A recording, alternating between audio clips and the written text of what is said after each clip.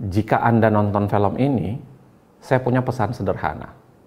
Satu, tolong jadikan film ini sebagai landasan untuk Anda melakukan penghukuman.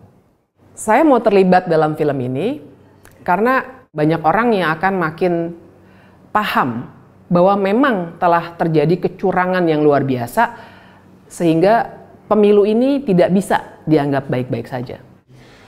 Selain diajak oleh figur-figur yang saya hormati, tentu saja film ini dianggap akan mampu mendidik publik betapa curangnya pemilu kita dan bagaimana politisi telah mempermainkan publik pemilih hanya untuk memenangkan kepentingan mereka. Kecurangan ini jangan didiamkan atas nama kelancaran pemilu.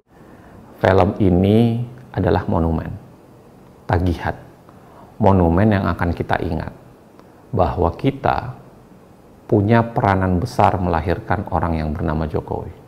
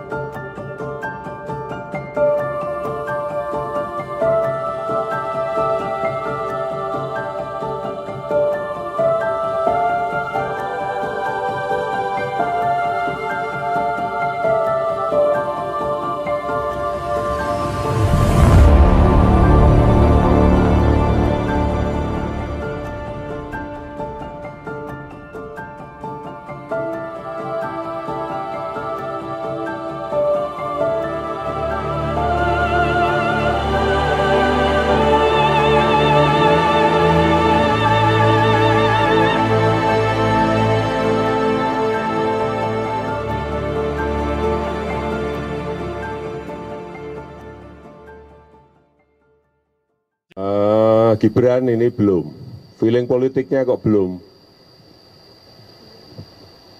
masih seneng 100% di dunia usaha, feeling politiknya belum, kelihatannya belum pengen masuk.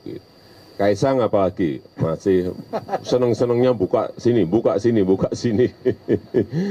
Yang saya lihat malah feeling politik sudah mulai masuk tuh Bobi. Pertama umur, yang kedua baru 2 tahun aja jadi wali kota. Yang logis saja lah. Kami Prabowo Subianto dan Gibran Rakabuming Raka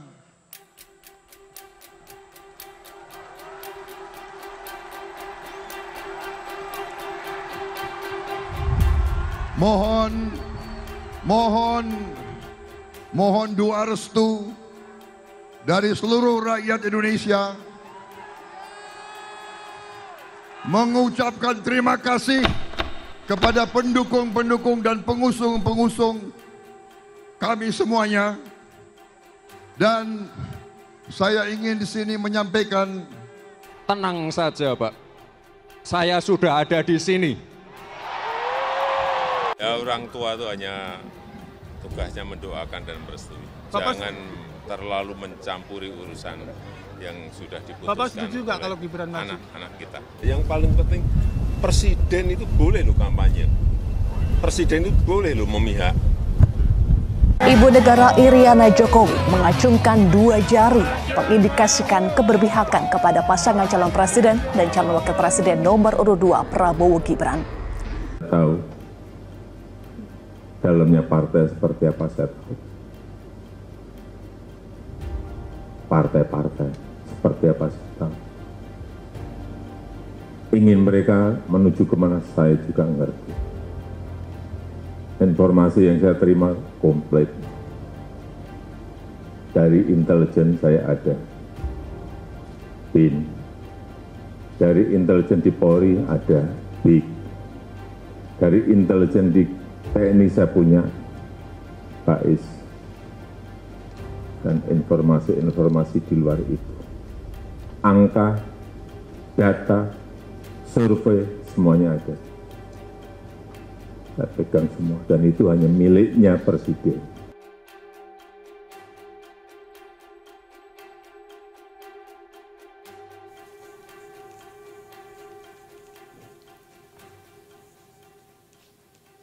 Pemilu sebentar lagi akan dimulai, pemilu presiden dan pemilu legislatif. Khusus pemilu presiden, pertanyaan paling menariknya untuk tahun 2024 adalah apakah pemilu 2024 presiden akan satu putaran. Kalau kita lihat angka yang ada menunjukkan bahwa memang pasangan 02 yang di situ ada anak presiden sedang memimpin. Dan itu barangkali yang membuat mereka sangat getol untuk berkata, mereka mau satu putaran. Dan hampir semua survei mengatakan bahwa kita akan satu putaran.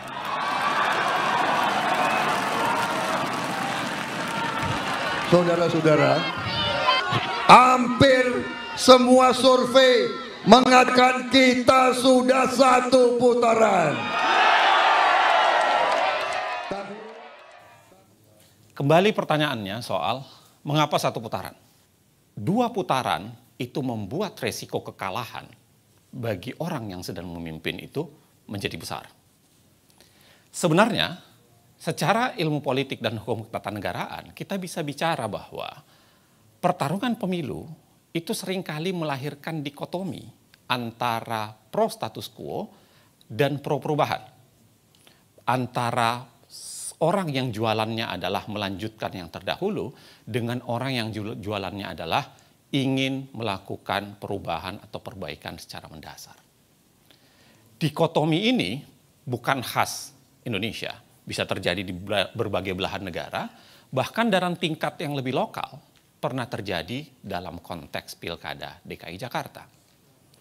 Kalau Anda lihat Pilkada DKI Jakarta, menurut data survei, secara konstan sebenarnya pasangan Ahok dan Jarot yang kita ketahui didukung juga oleh Presiden Jokowi kala itu, senantiasa secara konstan memenangkan posisi paling atas dari semua survei. Kalau kita lihat hasil putaran pertama, memang Ahok dan Jarot itu memenangkan. Memimpin paling atas diikuti oleh Anies dan Sandiaga, serta kemudian Agus dan Silviana. Tetapi yang terjadi adalah putaran kedua, keadaan tersebut berbalik. Mengapa berbalik? Karena bersatunya kekuatan pengkritik atau bersatunya kekuatan yang melawan orang yang paling teratas itu, Anies dan AHY seakan-akan memiliki angka penjumlahan antara jumlah suara Anies dan AHY pada saat itu. Itu sebabnya kemudian pasangan lagi-lagi yang didukung oleh Presiden Jokowi, yaitu Ahok dan Jarot, harus kalah. Ada lagi yang harus Anda ingat bahwa ada yang namanya gerakan 4 jari. Gerakan 4 jari itu seakan-akan menjadi tawaran. Seakan-akan menjadi simbol bahwa ke depan dalam Pilpres kali ini adalah penggabungan kekuatan 01 dan 03 melalui gerakan 4 jari atau gerakan 04 ini. Pertanyaannya sebenarnya adalah, apakah syarat satu putaran hanya sekedar soal 50% plus 1? Pendapat Dr. Zainal Arifin Mokhtar sangat benar. Apalagi jika kita amati ketentuan Undang-Undang Dasar 1945. Pasal 6A ayat 3 Undang-Undang Dasar 1945 menjelaskan soal syarat satu putaran bagi seorang calon presiden dapat terpilih. Syaratnya adalah mereka harus memperoleh lebih dari 50% suara dan harus memenangkan sebaran wilayah dari 20 provinsi yang asalnya berasal dari setengah jumlah total provinsi di Indonesia. Yang saat ini sudah 38 provinsi, setengah lebihnya adalah 20 provinsi. Dan setiap kemenangan di 20 provinsi itu harus disertai kemenangan lebih dari 20% suara minimum di setiap provinsi.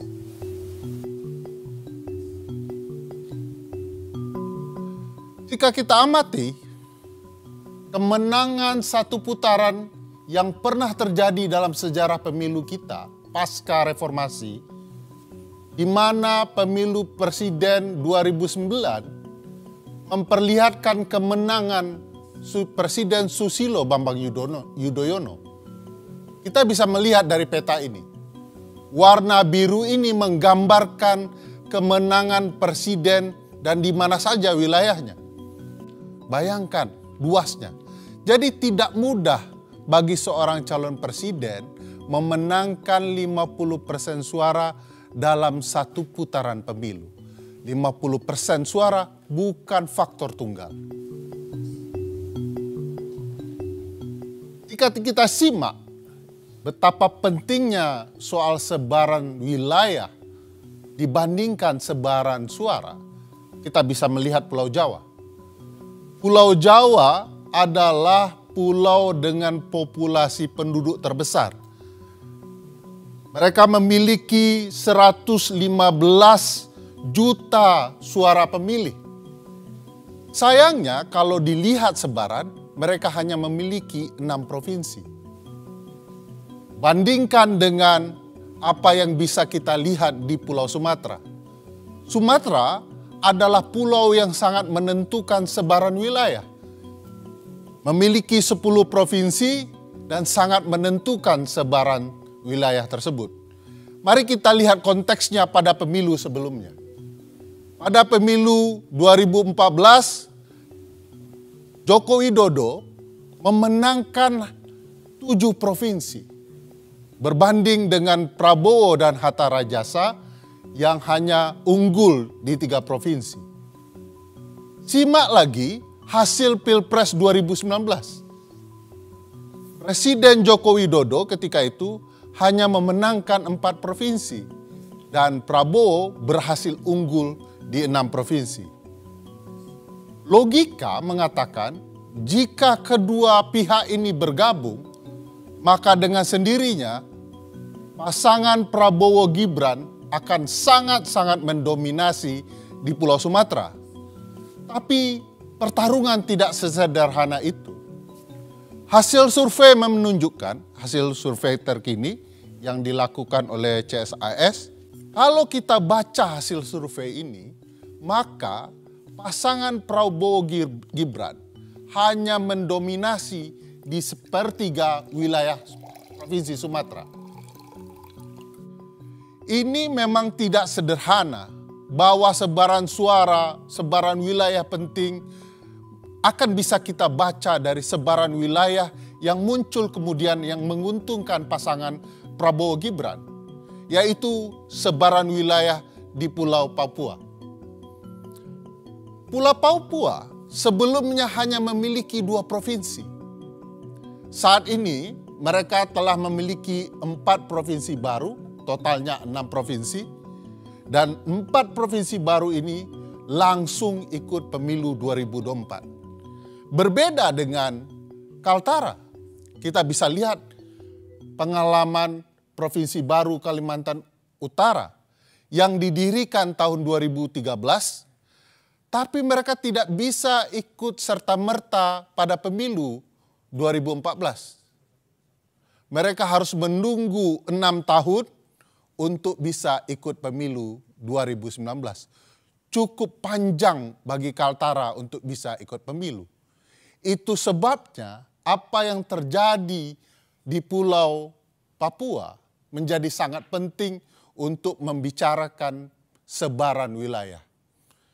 Jika kita simak hasil Pilpres sebelumnya, 2014 dan 2019, Jokowi betul-betul unggul di Papua. Tak pernah kalah satu kali pun dalam kontestasinya. Ketika itu saat Jokowi menang Pilpres di Papua, Jenderal Tito Karnavian kebetulan menjadi Kapolda Papua. Lalu pada pemilu saat ini kebetulan sekali kalau Jenderal Tito juga merupakan Menteri Dalam Negerinya. Nah, sebaran wilayah tentu saja sangat-sangat menentukan. Saya ingin mengambil contoh kasus pemilu Presiden Amerika di tahun 2016. Semua orang tahu bahwa dalam pemilu itu Hillary Clinton memenangkan suara terbanyak, popular vote. Bisa dilihat di peta, sebarannya tidak terlalu banyak, tidak juga menumpuk. Ini menggambarkan kemenangan Hillary di suara terbanyak.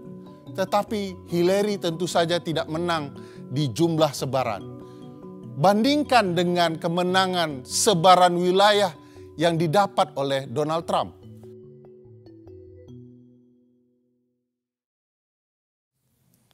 Bang Bro, sudah dari tadi? Siap, alhamdulillah Bang. Sehat Bang.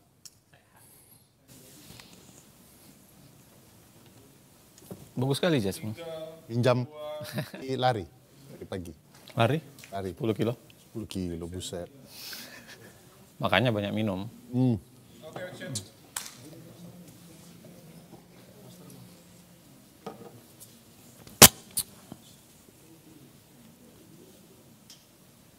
Tadi kita bicara soal betapa pentingnya sebaran wilayah. Sekarang kita mau bicara soal siapa penguasa di wilayah tersebut. Semenjak 2021, Presiden Joko Widodo sudah melakukan penunjukan kepada 20 penjabat gubernur di 20 provinsi. Kita bisa lihat di peta ini, warna orange menunjukkan sebarannya dari ujung Indonesia hingga Papua. Presiden berwenang menunjuk penjabat gubernur sekaligus memberikan pengaruh luar biasa dalam penunjukan penjabat bupati dan wali kota. Kewenangannya di Menteri Dalam Negeri yang kemudian mendapat restu dari Presiden. Gambaran ini menunjukkan sebaran penunjukan pejabat bupati wali kota sekaligus gubernur di seluruh Indonesia. Kita bisa lihat sebaran wilayahnya. Warna merah adalah bupati dan wali kota dan orange adalah gubernur dari seluruh Indonesia. Hanya saja kalau kita lihat peran dari Pak Tito Karnavian sebagai Mendagri dan restu dari Presiden dalam penunjukan penjabat kepala daerah, pada dasarnya mereka tidak mematuhi putusan Mahkamah Konstitusi. Mahkamah menentukan bahwa proses penunjukan pejabat haruslah dilakukan secara terbuka, transparan. Mereka harus kemudian mendengarkan aspirasi pemerintah daerah dan masyarakat daerah, sekaligus taat pembentukan peraturan teknisnya agar penunjukan itu dapat berlangsung dengan fair. Sebab itulah kemudian karena ini melanggar putusan MK, Komisi Informasi Pusat dan Ombudsman Republik Indonesia menyatakan bahwa penunjukan penjabat itu telah melakukan maladministrasi. Seluruh wilayah ini yang terdapat penjabat bupati, wali kota, dan gubernur, kalau kita lihat jumlah daftar pemilih tetapnya adalah sebesar 140 juta suara, yang ekuivalen dengan 50% lebih suara pemilih. Peran penjabat gubernur tentu saja sangat berpengaruh, dan siapa saja mereka. Kalau kita perhatikan orang yang ditunjuk oleh Presiden dan Menteri Dalam Negeri, kita bisa lihat misalnya penjabat Gubernur Jawa Barat, B. Mahmudin. Beliau ini pernah menduduki jabatan sebagai Kepala Biro Kesekretariatan Presiden di 2016.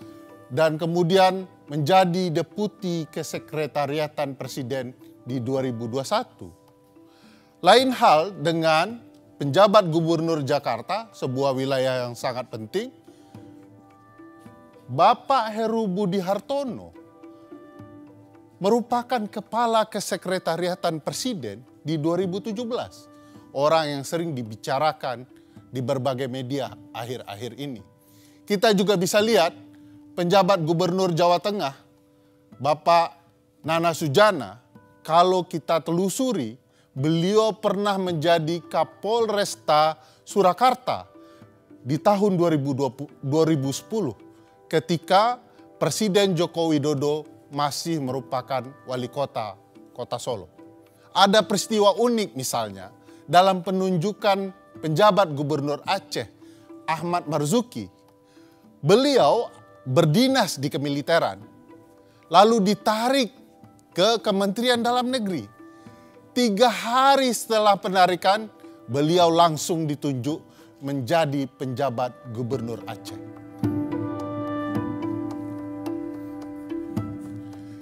Berbagai hal bisa kita lihat antara relasi penunjukan dan berbagai peristiwa ketidaknetralan penjabat gubernur atau pejabat lain di dalam pemilu. Saya mau ambil contoh kasus PJ Gubernur di Kalimantan Barat.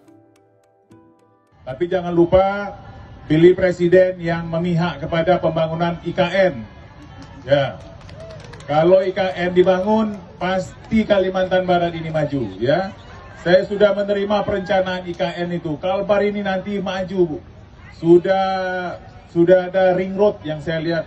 Kalau presidennya jadi, ring road kita sehingga kita tidak macet. Dan banyak lagi yang dibangun untuk Kalbar, untuk mendukung ibu kota negara Nusantara. Lain dengan penjabat gubernur Kalimantan Barat, apa yang terjadi dengan penjabat gubernur Bali misalnya, kita bisa melihat bahwa penjabat gubernur melakukan perintah tindakan untuk mencabut berbagai spanduk, baliho, dan poster dari partai tertentu, bahkan calon presiden seperti Ganjar Pranowo. Sikap-sikap tidak netral itu juga terjadi di penjabat bupati dan wali kota. Saya ambil contoh apa yang terjadi dengan penjabat bupati Muna Barat. Video ini bisa menjelaskan. Ini jauh-jauh dari Jakarta hadir langsung di pertemuan kita hari ini. Ya, ini namanya Pak Laode Umar Bonte. Beliau calon anggota DPD RI. Ya. Ingat masyarakat saya, calon anggota DPD RI. Dan beliau adalah salah satu tokoh pemuda kita, orang muda yang ada di Jakarta. Dan beliau juga sebagai ketua relawan Ganjar, pro Ganjar. Ingat, pro Ganjar. Hal yang sama mungkin bisa juga menjelaskan betapa tidak netralnya penjabat gubernur dalam berbagai hal. Misalnya contoh yang menarik apa yang terjadi di Sorong, Papua Barat. Penjabat Bupati Sorong, Yan Piet Moso, menandatangani fakta integritas dengan Kepala Badan Intelijen Daerah. Kesepakatan dalam fakta itu adalah bagaimana dia harus memenangkan calon Presiden Ganjar Pranowo sebesar 60%. Angka yang tidak main-main. Sebenarnya begini, sebenarnya kenapa wewenang kepala daerah itu potensial? Karena lagi-lagi penyalahgunaan terhadap wewenang kepala daerah, khususnya yang PJ itu menjadi sangat mungkin menjadi faktor untuk memenangkan pemilu, khususnya untuk sebaran wilayah. Kalau kita lihat sebenarnya apa saja sih wewenang kepala daerah yang potensial disalahgunakan itu? Yang pertama dan yang paling penting tentu saja adalah soal mobilisasi birokrasi. Yang kedua, bicara soal izin lokasi kampanye, karena kemudian sangat mungkin dipikirkan mana yang boleh berkampanye dan tidak. Dan yang ketiga adalah khususnya memberikan sanksi atau membiarkan kepala daerah yang tidak netral itu tetap menjabat. Kepala desa maksudnya. Kita bisa lihat bagaimana Bobi sebagai seorang kepala daerah di Medan itu menunjukkan sikap yang sebenarnya tidak netral. Dan kemudian sangat mungkin diterjemahkan itu adalah bagian dari upaya memobilisasi birokrasi. Pada saat yang sama, kita juga kita bisa lihat problem dari izin lokasi. Dari potongan ini terlihat ada 6 kampanye Anies yang izinnya mendadak dicabut oleh Pemda. Ribuan kepala desa memadati arena GBK pada Minggu 19 November 2023. Dilansir dari tribunnews.com, ribuan kepala desa tersebut akan mendeklarasikan dukungan kepada pasangan Prabowo Gibran. Masa yang hadir di GBK tergabung dalam organisasi Desa Bersatu. Bapak Prabowo dan Mas Gibran yang sedikit mau merespon. Buat kami tidak terlalu peduli dengan janji-janji calon presiden. Kami lebih peduli pada siapa yang mau peduli dengan desa. Jadi gitu kira-kira teman-teman, saya ucapkan banyak terima kasih. Kita akan lihat nanti apa yang akan disampaikan Mas Gibran. Mudah-mudahan Bapak Prabowo juga hadir, dan saya lihat bapak-bapak petinggi-petinggi kita juga banyak yang hadir nih. Nanti mereka memberikan tanggapan. Saya pikir demikian teman-teman semua. Masih soalan daerah, apa yang Anda baru saksikan itu adalah kasus deklarasi Desa Bersatu di GBK. Memang dalam kasus deklarasi Desa Bersatu awalnya ada perdebatan soal apakah itu ditujukan untuk dukungan terhadap paslon tertentu atau tidak. Tetapi pada dasarnya kalau kita lihat mengapa deklarasi Desa Bersatu itu menjadi sangat seksi di mata publik, sebenarnya karena magnitudenya tidak sederhana. Walaupun hanya ada 8 asosiasi desa di situ, tetapi kalau kita jumlah 8 asosiasi desa itu pada dasarnya itu meliputi sekitar 81 juta suara dari jumlah DPT yang ada di Republik ini. Artinya kurang lebih adalah 1/3 dari jumlah DPT yang ada. Nilai dan menetapkan telah terjadi dugaan pelanggaran terhadap pelaksanaan kegiatan tersebut. Upaya tersebut direncanakan untuk deklarasi terhadap salah satu pasangan calon presiden dan wakil presiden. Akan tetapi mendekati hari H, berdasarkan pertimbangan dan koordinasi, acara tersebut dikembalikan pada konsep semula, yaitu silaturahmi nasional, sehingga tidak ada acara deklarasi.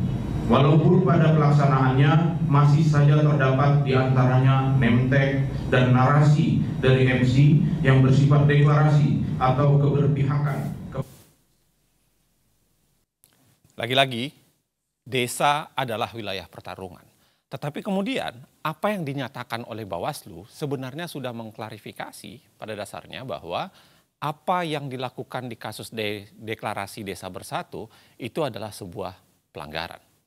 Nah, menjadi menarik, apa sebenarnya wewenang kepala desa yang potensial disalahgunakan terkait dengan pemilu sehingga magnitud 81 juta tadi itu paling tidak dari 8 asosiasi desa itu menjadi penting untuk dikuasai.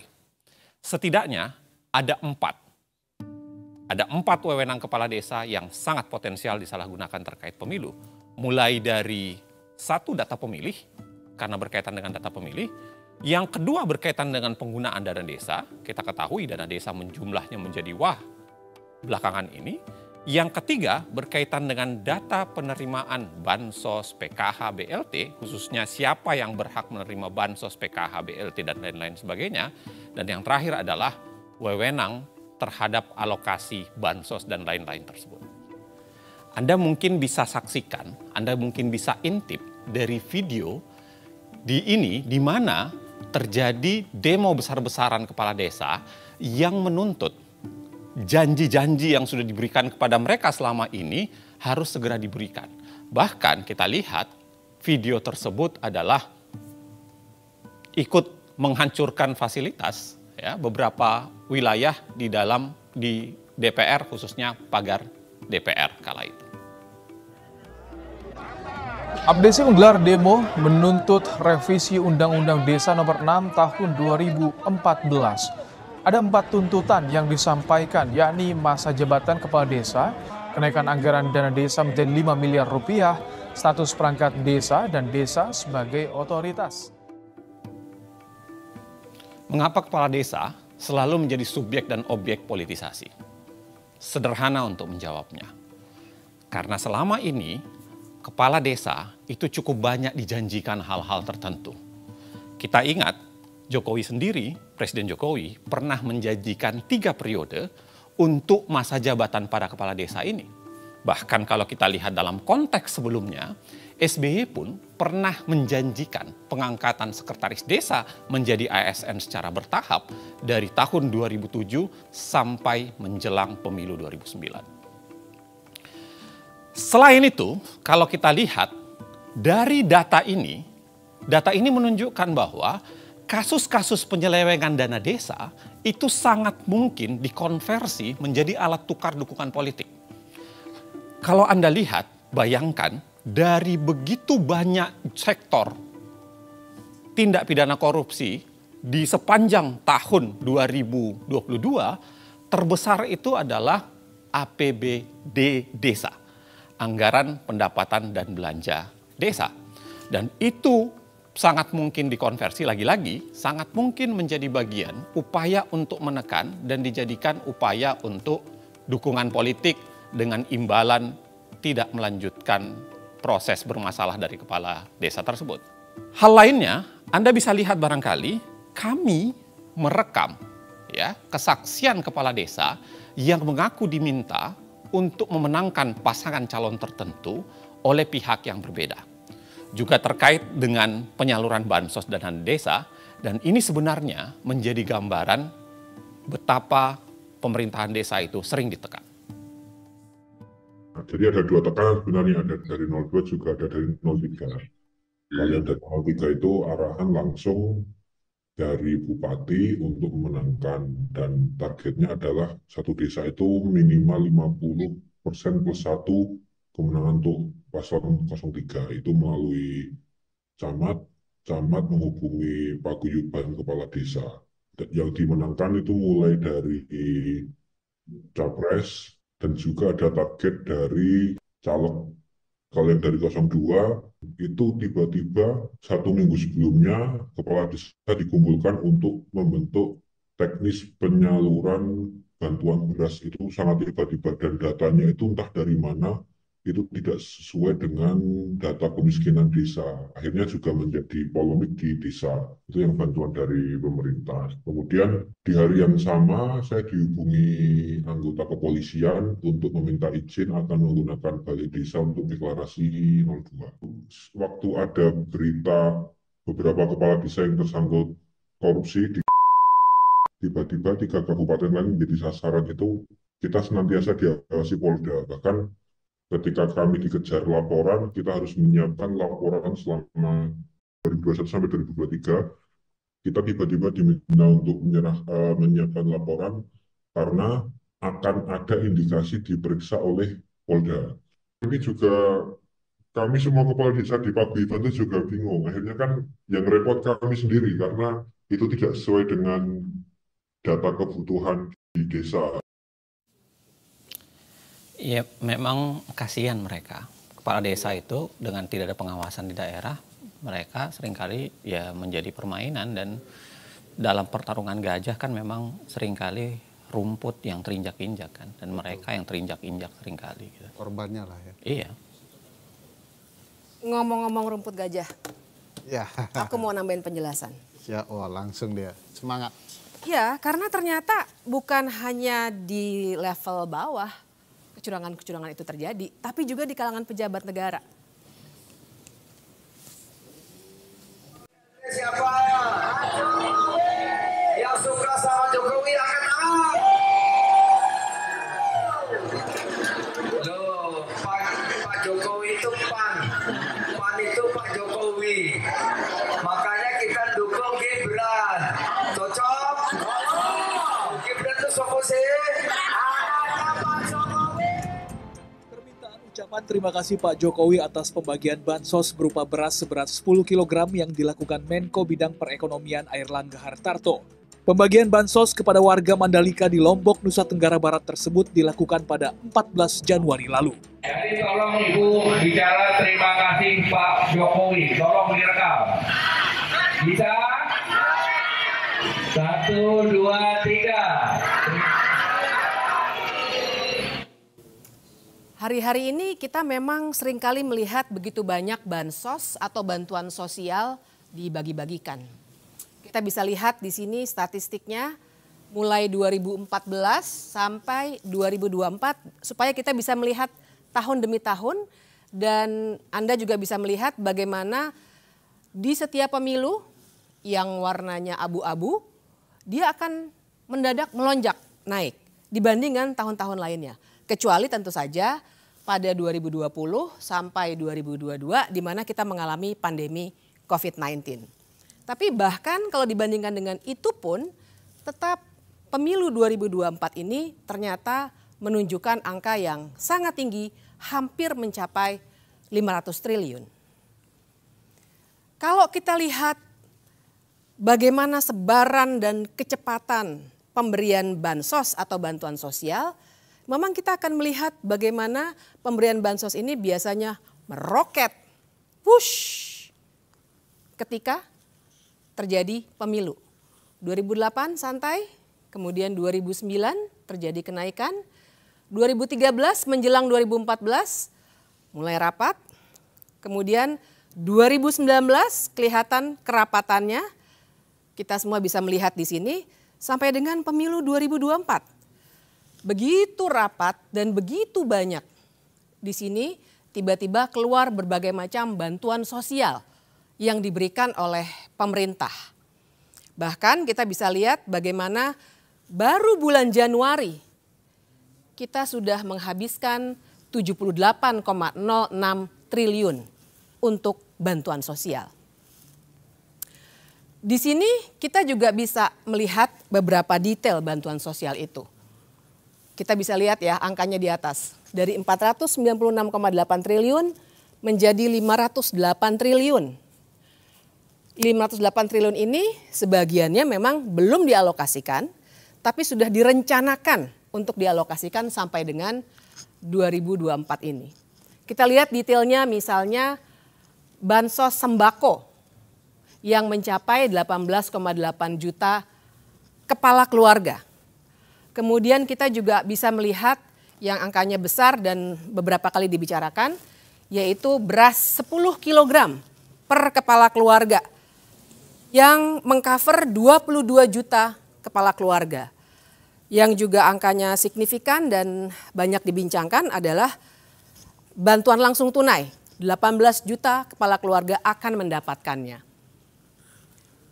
Di sini kita lagi-lagi bisa melihat bagaimana bantuan sosial ini meroket menjelang pemilu, ya, dan kita bisa melihat bagaimana kemudian bansos ini dipergunakan secara berlebih-lebihan dan melebihi apa yang dilakukan pada saat pandemi COVID-19.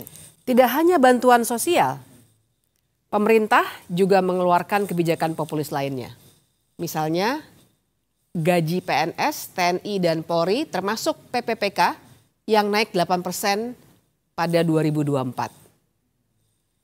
Selain itu juga ada kenaikan gaji pensiunan PNS yang naik 12% di 2024. Kita jadi bisa bertanya-tanya apakah memang itu upaya-upaya itu adalah cara untuk menaikkan kesejahteraan atau memang hanya populisme belaka? Karena ternyata kenaikan upah buruh hanya naik 3,2 sampai 4,4%. Kita mesti ingat bahwa bantuan sosial itu kita harus klarifikasi di sini. Bukannya bantuan sosial harus dihentikan atas nama pemilu, tapi kita harus kembalikan bahwa bantuan sosial atau bansos bukan bantuan politik dan pejabat. Bantuan sosial itu sebenarnya adalah cara untuk secara cepat melaksanakan amanah dari Pancasila, sila kelima soal keadilan sosial. Kita juga membicarakan pasal 34 Undang-Undang Dasar 1945 yang bilang bahwa fakir miskin dan anak-anak terlantar dipelihara oleh negara. Memang idealnya cara mensejahterakan rakyat itu dengan melalui pendidikan, lapangan pekerjaan, dan hal-hal lain yang sifatnya struktural. Tapi baiklah, bansos harus dilakukan untuk mengatasi dengan waktu cepat. Tapi soalnya adalah kalau itu adalah fasilitas negara, kan seharusnya pemberiannya juga dilakukan sesuai dengan struktur kenegaraan kita. Siapa yang berhak ataupun berwenang memberikan bantuan sosial itu? Kementerian Sosial jawabnya. Uniknya ternyata sebenarnya data Kementerian Sosial yang namanya data kesejahteraan terpadu tidak digunakan. Barangkali kebetulan Menteri Sosial kali ini ada dari PDI Perjuangan yang sedang berseberangan dengan penerus Jokowi. Bicara soal bantuan sosial lagi-lagi kita akan lihat penyebarannya yang luar biasa. Dalam waktu 2 bulan, ini semua 2 bulan dilaksanakannya, kita bisa melihat di mana saja penyebaran bantuan sosial itu dilakukan. Mulai dari Serang sampai dengan di sebelah sini, terkumpul di sini. Apabila kita bandingkan dengan suara yang didapatkan oleh Presiden Jokowi pada pemilihan presiden 2019, kita akan bisa melihat himpitannya. Jadi di sini kita bisa melihat dengan jelas apa yang sebenarnya terjadi antara bantuan sosial yang harusnya fasilitas pemerintah yang kemudian digunakan dalam konteks elektoral seperti ini. Ada satu pemberitaan yang sangat menarik menurut saya karena menggambarkan apa yang dari tadi kita bicarakan. Kita bisa melihat dalam berita ini adalah soal bansos. Kita bisa melihat aparat, gubernur yang tadi juga dibicarakan, dan ajakan memilih capres yang melanjutkan Jokowi. Pertanyaan berikutnya adalah mengapa? Mengapa bansos juga dijadikan alat berpolitik dan lain sebagainya? Ada satu konsep dalam ilmu politik yang bisa kita gunakan yang namanya gentong babi atau pork barrel politics. Pork barrel, jadi memang istilah ini mengacu pada masa perbudakan di Amerika Serikat yang gambarannya seburuk perbudakan itu sendiri. Jadi bayangkan pada saat itu para budak harus berebutan mengambil daging babi yang diawetkan di dalam gentong.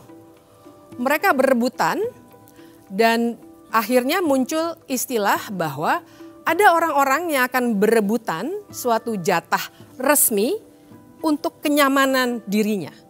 Itu asal muasal istilah gentong babi.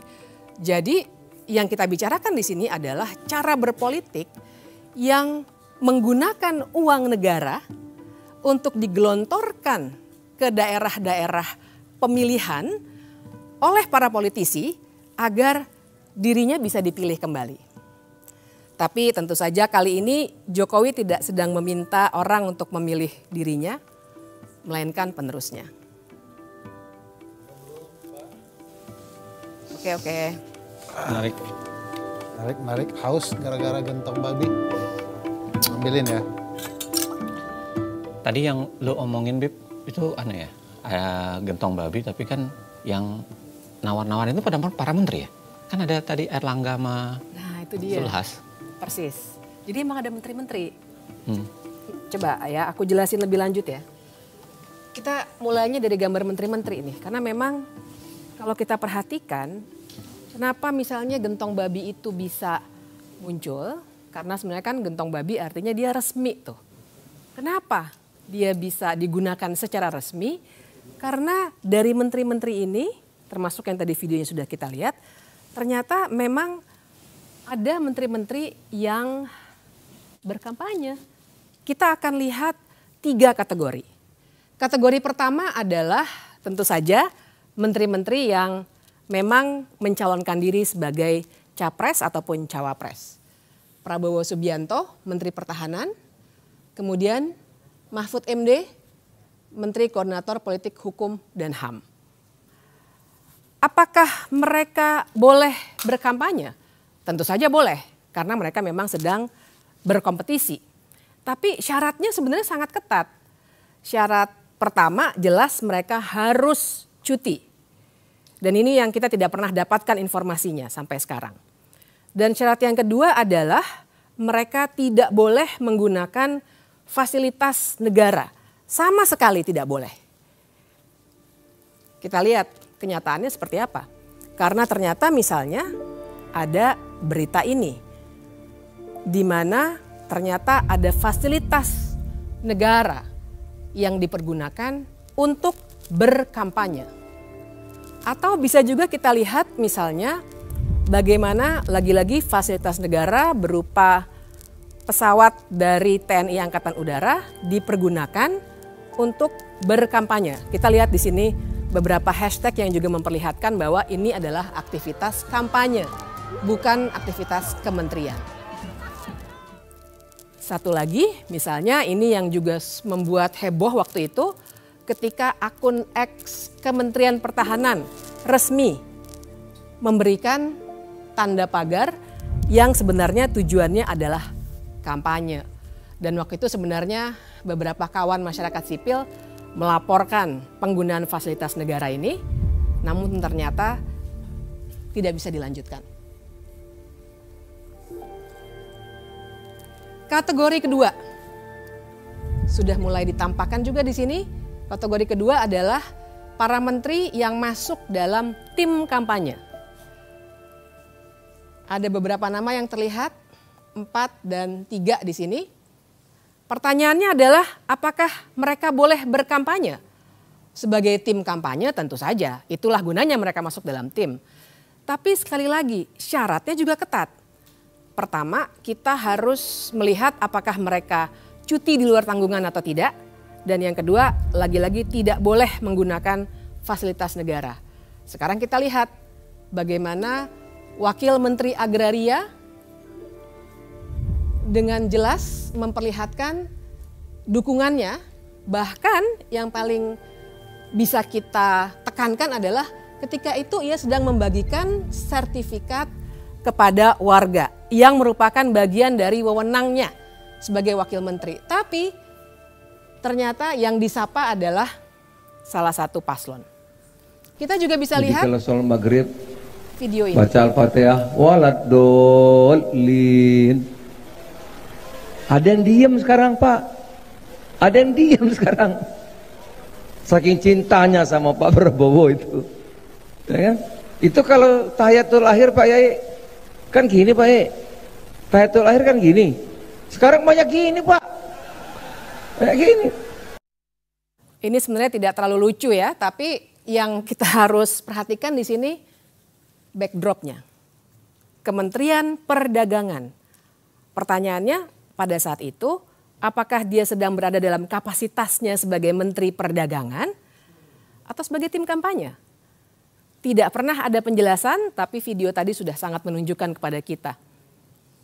Kita lihat yang berikutnya. Ini juga salah satu wakil menteri.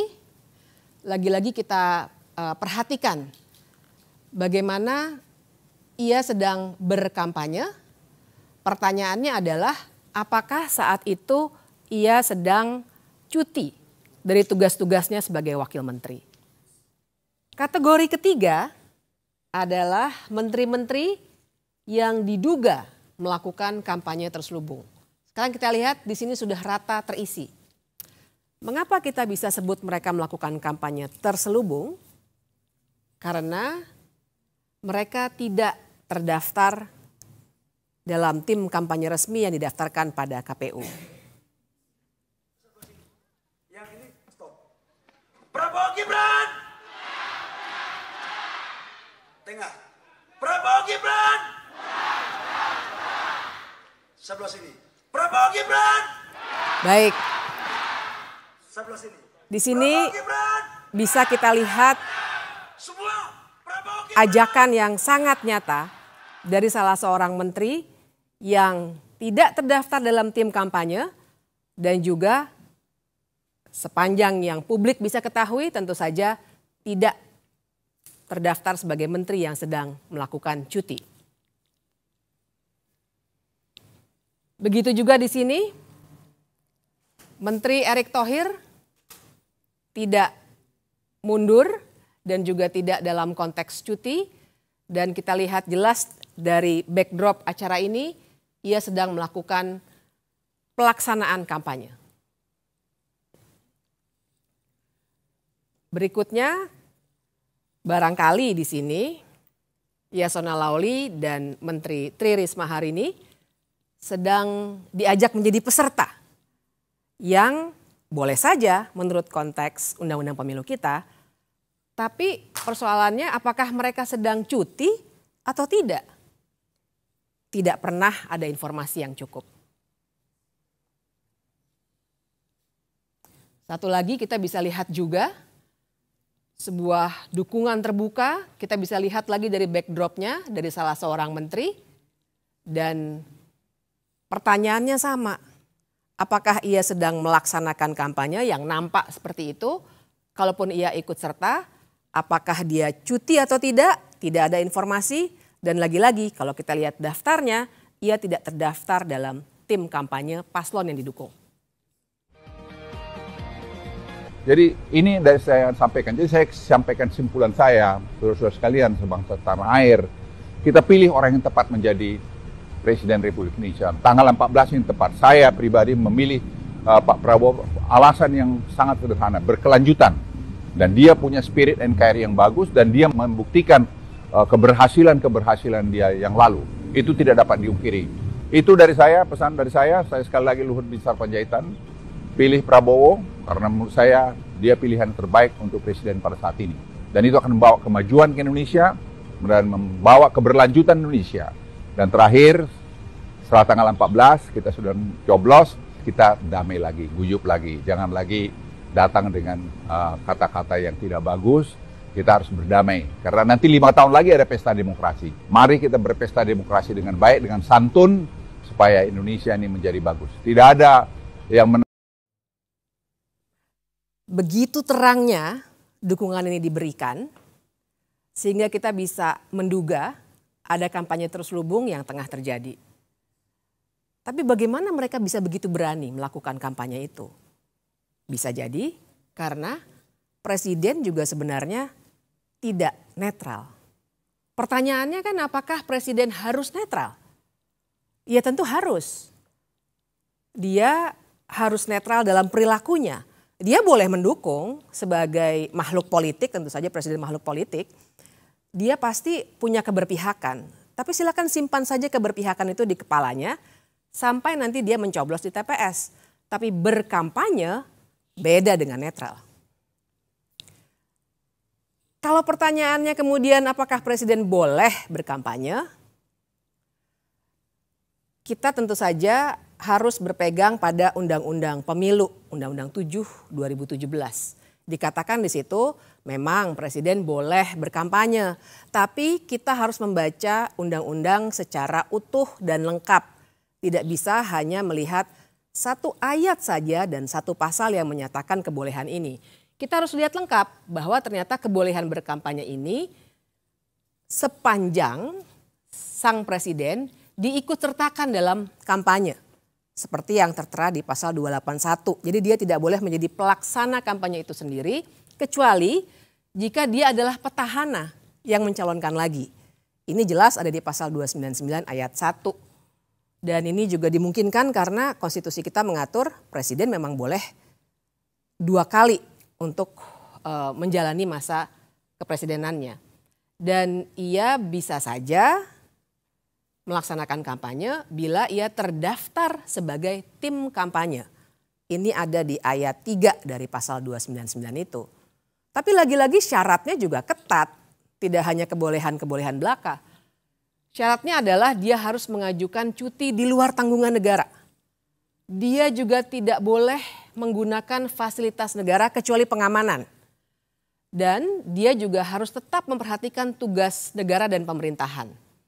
Tapi yang paling penting semuanya pejabat negara, menteri, apalagi presiden sebenarnya dilarang melakukan tindakan yang merugikan ataupun menguntungkan salah satu paslon. Jadi syaratnya begitu ketat sehingga tidak bisa sembarangan dilakukan. Sekarang mari kita lihat praktiknya. Di sini misalnya kita lihat jelas foto wajah presiden yang menjadi latar belakang sebuah poster kampanye. Kita juga bisa melihat yang berikutnya, lagi-lagi foto presiden ada untuk meminta orang-orang berkumpul dan melakukan konsolidasi akbar untuk sebuah partai. Yang berikutnya kita juga bisa lihat berbagai acara di mana presiden secara aktif dan juga dalam posisinya yang tidak cuti melakukan pertemuan-pertemuan dengan menteri-menteri yang duduk dalam koalisi paslon tertentu. Perbandingannya adalah mengapa menteri-menteri lainnya yang tidak tergabung dalam paslon tertentu itu tidak mendapat perlakuan yang sama. Apalagi kita juga punya satu foto yang begitu menghebohkan waktu itu, di mana presiden berdiri di samping menterinya yang menjadi calon presiden dan berada di fasilitas negara, yaitu lapangan udara Angkatan Udara.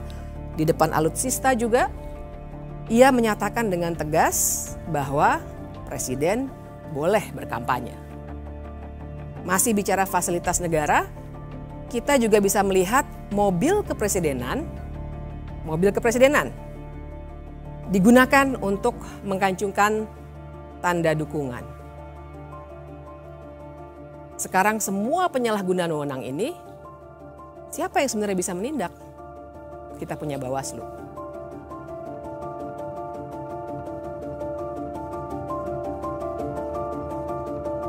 Saya ingin bercerita permasalahan tadi dengan menuturkan soal Bawaslu. Tentu saja segala kecurangan itu harus ditangani oleh Bawaslu dan ini merupakan tugas konstitusionalnya untuk mengawasi setiap tahapan penyelenggaraan pemilu. Tetapi faktanya Bawaslu inkompeten. Apa saja kira-kira kasus yang menceritakan betapa gagalnya Bawaslu mengawasi proses penyelenggaraan pemilu? Kita bisa melihat video ini. Ini tadi masukan-masukan, aspirasi dari para pimpinan, ketua-ketua organisasi desa. Sementara kami tampung dulu, mungkin minggu depan kita jadwalkan untuk ketemu saja ya Pak ya. Biar bisa kita detailkan lagi, kita carikan solusi bersama-sama. Dan ya kita harap kalau di visi misi kami sudah ada Pak, misalnya membangun dari bawah dan dari desa, itu salah satunya. Tapi nanti akan kami detailkan lagi yang jelas. Nilai dan menetapkan telah terjadi dugaan pelanggaran terhadap pelaksanaan kegiatan tersebut. Upaya tersebut direncanakan untuk deklarasi terhadap salah satu pasangan calon presiden dan wakil presiden.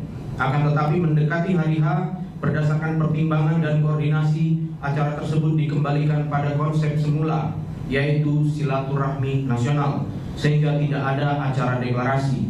Walaupun pada pelaksanaannya masih saja terdapat diantaranya name tag dan narasi dari MC yang bersifat deklarasi atau keberpihakan. Bawaslu hanya berani memberikan sanksi teguran, padahal nyata-nyata harusnya terdapat sanksi yang menjerahkan agar peristiwa tidak berulang. Saya ingin juga memperlihatkan sebuah video yang menarik soal ketidakberanian itu. Berikut videonya.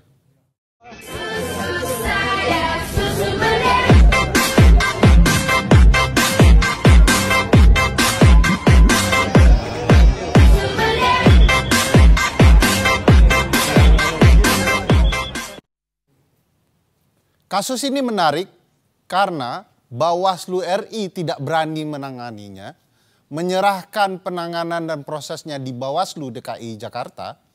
Tetapi temuan Bawaslu DKI Jakarta adalah ini merupakan pelanggaran perda. Dan sebagaimana kita ketahui, kalau terjadi pelanggaran terhadap peraturan daerah atau perda, maka yang menentukan pemberian sanksinya adalah pemerintahan daerah, dalam hal ini PJ Gubernur DKI Jakarta. Lagi-lagi ada kasus yang menarik soal tidak inkompeten atau inkompetennya Bawaslu dalam kasus akun X Kementerian Pertahanan. Di akun ini terlihat bahwa jelas-jelas ada upaya kampanye terang-terangan di akun resmi, tanda contreng. Tetapi kemudian kita bisa ketahui bahwa kasus ini tidak berlanjut karena menurut Bawaslu kurang materi. Padahal materinya sudah jelas ini pemanfaatan ruang atau kewenangan yang dimiliki oleh lembaga negara. Integritas Bawaslu yang dipertanyakan itu tentu berkaitan dengan bagaimana mereka diseleksi dan siapa yang kemudian menyeleksi mereka. Salah satu yang menjadi figur sentral adalah Ketua Pansel Dr. Juri Ardiantoro. Beliau adalah pansel Bawaslu yang kemudian kita ketahui merupakan tim sukses Jokowi di Pilpres 2019. Dan bahkan kita juga mengetahui juri adalah saat ini menjadi anggota TKN 2024 yang mengusung pasangan Prabowo Gibran. Kalau kita simak lebih jauh, bahkan Juri Ardiantoro pernah menjadi anggota Kepala Staf Presiden, KSP. Dan kita mengetahui relasi ini mempertegas hubungan Juri dan Jokowi. Kita bisa lihat Juri merupakan komisioner KPU 2012-2017 di mana Presiden Jokowi terpilih dalam pemilu Presiden 2014. Dan di tengah waktu dia kemudian ditunjuk menjadi Ketua KPU 2016-2017. Saya punya pengalaman menarik soal proses seleksi itu. Sebagai salah satu anggota di sebuah WhatsApp grup teman-teman kepemiluan, beredar screenshot dan berbagai foto-foto yang kemudian membangun kecurigaan bahwa proses seleksi Bawaslu sudah ditentukan jauh hari sebelum kelolosannya. Dalam grup itu beredar screenshot foto-foto yang memperlihatkan nama-nama anggota Bawaslu yang lolos. Nama-nama itu disandingkan dengan nama-nama partai dan kita lihat bahwa nama-nama yang sama kemudian terpilih menjadi anggota Bawaslu di 4 hari kemudian. Apakah ini sebuah ketidaksengajaan? Memang perlu penelusuran lebih jauh.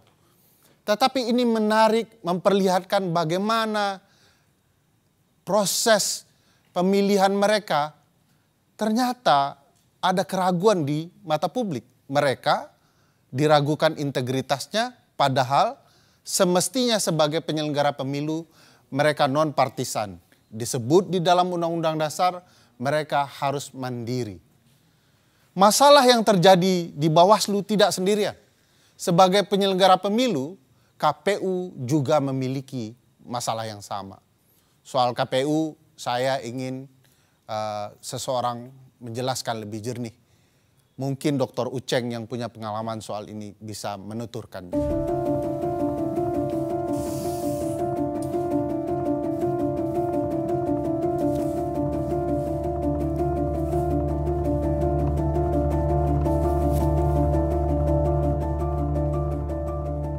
Sekarang kita bicara soal Komisi Pemilihan Umum.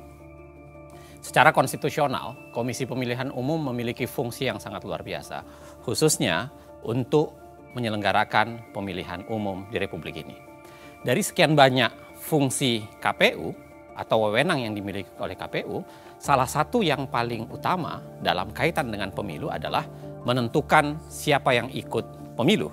Dan itu dikenal dengan konsep khususnya untuk partai politik adalah tahapan verifikasi yang bersifat administratif maupun faktual. Syarat parpol untuk lolos verifikasi pada dasarnya sebenarnya itu ada beberapa catatan. Yang pertama adalah harus 100% kepengurusan dan kantor di ibu kota provinsi, 75% kepengurusan di kabupaten kota, 50% kepengurusan di kecamatan, Dan ini yang paling penting, ditambahkan adalah 30% keterwakilan perempuan. Dan itu pun sebenarnya minimal ya 100 atau maksud saya 1.000 orang dengan kartu tanda anggota per kabupaten kota. Mari kita periksa apakah syarat lolos verifikasi parpol ini dikerjakan KPU dengan baik. Kita kasih satu contoh, kasus Partai Gelora. Dalam kasus Partai Gelora yang lolos menjadi peserta pemilu, tetapi kalau kita lihat di lapangan ada begitu banyak kejanggalan. Kita lihat dari dokumen berita acara KPUD Murung Raya di Kalimantan Tengah yang menyatakan ada instruksi KPU agar mengubah status Partai Gelora dari tidak memenuhi syarat menjadi memenuhi syarat. Kalau kita lihat secara keseluruhan ya, Partai Gelora tidak memenuhi syarat, khususnya syarat soal 1.000 orang berkartu anggota di Kabupaten Murung Raya. Dari sampel uji petik yang dilakukan terhadap 114 kartu tanda anggota, Partai Gelora hanya memenuhi 85 orang yang terverifikasi punya kartu tanda anggota. Namun luar biasanya, partai ini tetap dinyatakan lolos. Tidak sekedar di Murung Raya, kasus Sangihe pun melihatnya menjadi menarik. Di kasus Sangihe, pengakuan salah seorang aparatur sipil negara telah melakukan kecurangan, mengubah verifikasi partai yang tidak lolos menjadi lolos. Jadi penyesuaian itu secara teknis bahwa memang men-NS-kan sejumlah orang dan TNS, PNS untuk bisa mencapai syarat minimal di daerah masing-masing. Jika saya ulangi, pertanyaan mendasarnya adalah ada apa dengan Gelora? Kita harus ingat, Partai Gelora itu adalah partai yang didirikan oleh ex-PKS. Partai Keadilan Sejahtera. Sekarang Gelora itu berada di koalisi 02 yang di situ ada anak presiden dan PKS berada di koalisi 01. Artinya lolosnya Gelora memang berpotensi memecah suara pemilih PKS yang selama ini menjadi pemilih termasuk pemilih yang paling militan. Dalam teori hukum atau hukum tata negara ataupun ilmu politik, teori ini dikenal dengan teori shadow partai politik. Jadi teori shadowing pada dasarnya adalah parpol diciptakan adalah adanya parpol yang menjadi shadow atau bayangan untuk memecah suara partai dengan segmen pemilih yang sama di partai yang lain. Dan itu kira-kira bisa terjadi kalau kita lihat dalam konteks Partai Gelora dan konteks Partai PKS. Dalam contoh lain, kita bisa lihat juga dalam Partai Umat dan PAN. Kedua-duanya sebenarnya Partai Umat dan PAN ini berebut suara Muhammadiyah. Kita juga tahu Partai Amanat Nasional itu berada di koalisi 02 dan Partai Umat itu berada di koalisi 01. Nah, di sini kami punya rekaman bagaimana staf KPU diperintahkan untuk tidak meloloskan Partai Umat. Sedangkan arahan pimpinan supaya ini partai-partai ini aman kecuali satu tuh Partai U itu. Nah, kita tidak bisa menutup ke mata bahwa ini data-data mereka nih mereka asal masuk saja. Benar, Bu. Yang penting dia bisa memenuhi 100% kemarin. Iya. Sedangkan kondisi di bawahnya seperti itu. Nah, saya sih sebenarnya kemarin sudah ngomong juga sama Pak Idam, Bapak, apakah kita bisa memberikan, memang secara ketentuan 124 sampai 126 itu mutatis mutandis, tapi melihat dari sisi waktu nggak mungkin kita lakukan itu. Nah, untuk itu hal yang pertama. Yang kedua, mengamankan apa yang pimpinan arahkan, terpaksa tadi yang seperti sampaikan ke Bapak itu, ya sudah harus MS saja. Contoh lain, barangkali kita bisa lihat di kasus verifikasi Partai Kebangkitan Nusantara, PKN, dan Partai Demokrat. Kita juga melihat gejala shadowing partai politik di sini. Anda harus ingat, PKN yang dibentuk oleh Anas Urbaningrum itu berhadapan dengan SBY. Ingatan kedua Anda harus Anda tujukan bahwa pada awalnya ketika verifikasi partai ini dilakukan, Demokrat masih banyak menjual ide-ide perubahan, sehingga seakan-akan menjadi lawan dari status quo atau kemudian partai yang lebih banyak mendukung status quo saat ini. Sekarang memang Demokrat sudah di 02, tapi lagi-lagi pada saat ini terjadi, Demokrat masih berada di koalisi, seakan-akan berada di koalisi 01. Kan menurut ketua kan kalau Sobat cuma karena mau karena etika menghubungi kita, kalau juga kok kita nggak ada kan nggak masalah. Kan ketua kan mau rubah data toh. Yang penting Sobat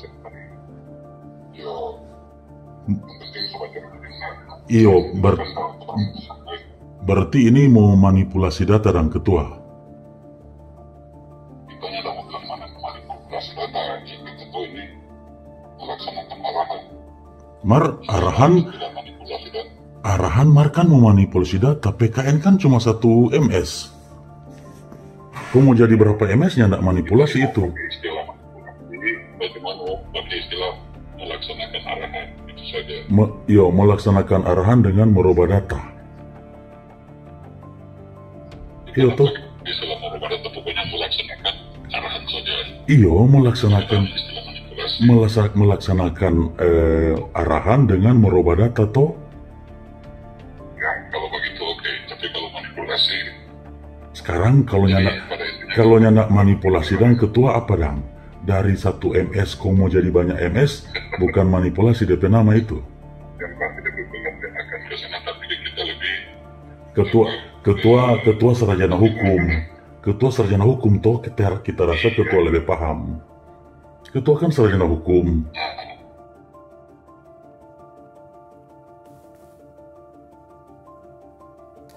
Kasus KPU Minahasa Utara yang tadi Anda lihat sebenarnya itu menggambarkan betapa ada problem di sana.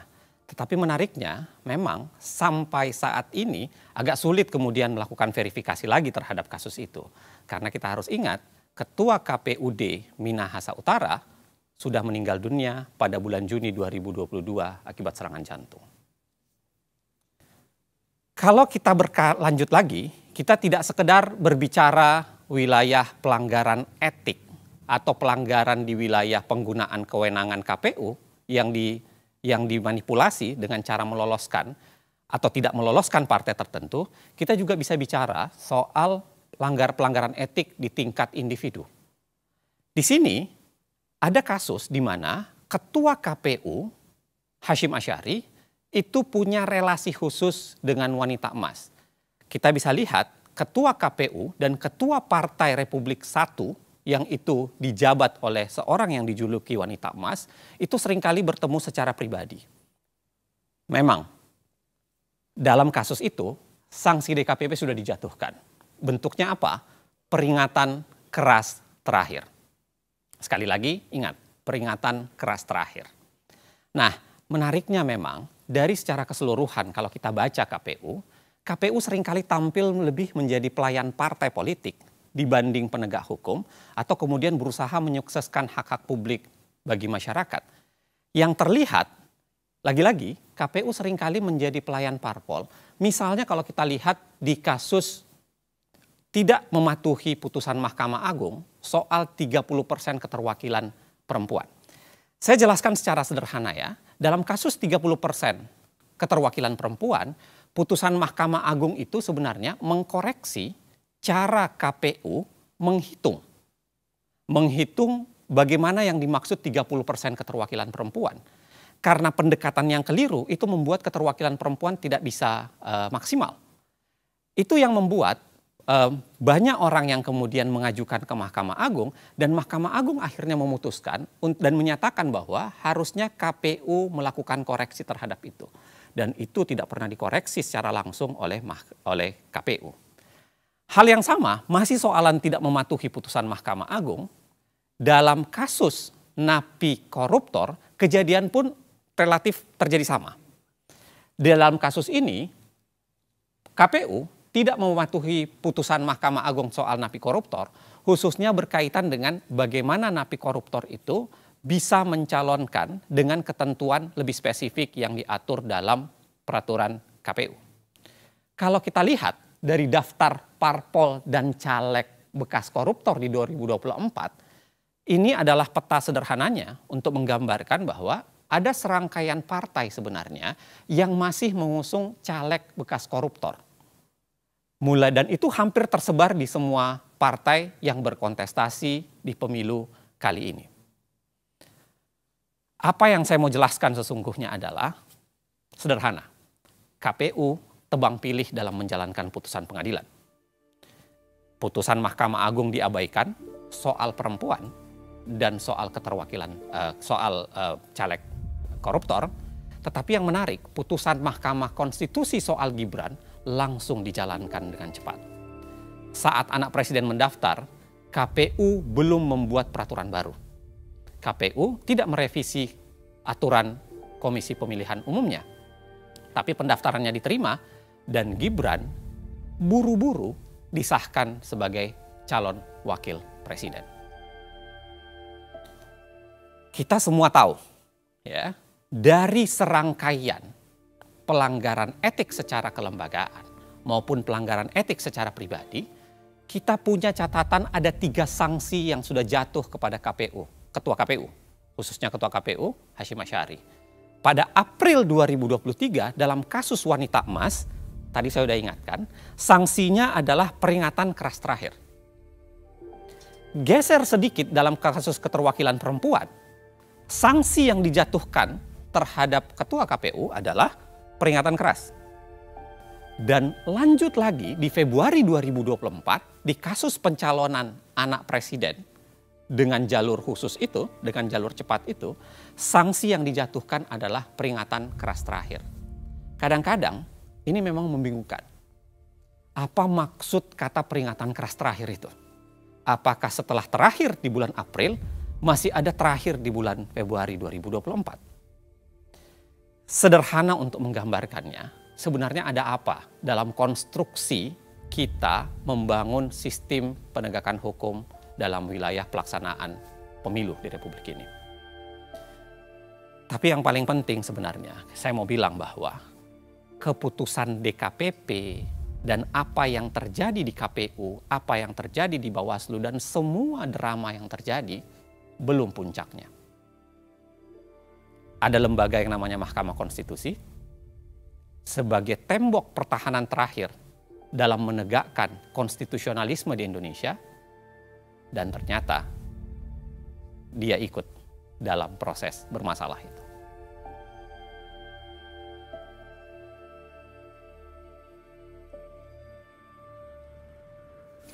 Puncak dari semua cerita tadi ada di sini, Mahkamah Konstitusi. Ada beberapa hal yang akan kita lihat bersama-sama mengapa Mahkamah Konstitusi menjadi puncak dari cerita-cerita yang dari tadi sudah kita lihat sama-sama.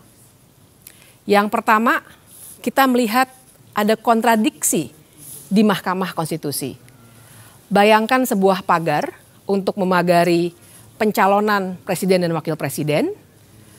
Di satu sisi, untuk syarat mencalonkan yang berupa ambang batas pencalonan presiden atau presidential threshold, 31 kali, 31 ditolak oleh Mahkamah Konstitusi dengan berbagai alasan.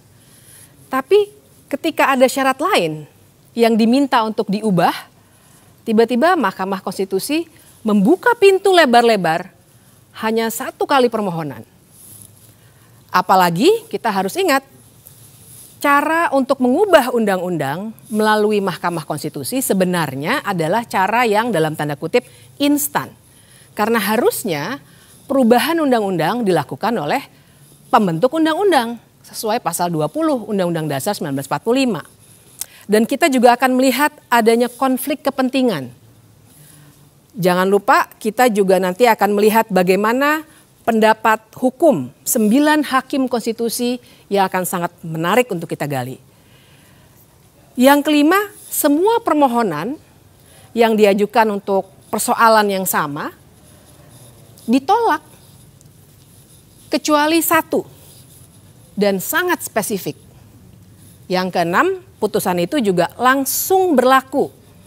Tidak ditunda sampai pemilu berikutnya ataupun tidak ditunda sampai beberapa tahun tapi langsung berlaku saat itu juga. Yang ketujuh, permohonan ini sebenarnya sempat dicabut, kemudian didaftarkan kembali di hari libur.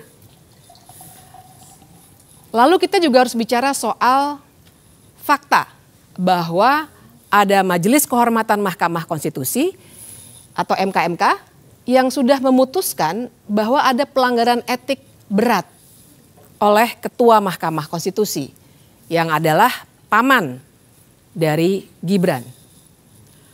Namun putusan MKMK itu karena terkait etik memang tidak langsung membatalkan putusan. Putusan 90 tetap berlaku.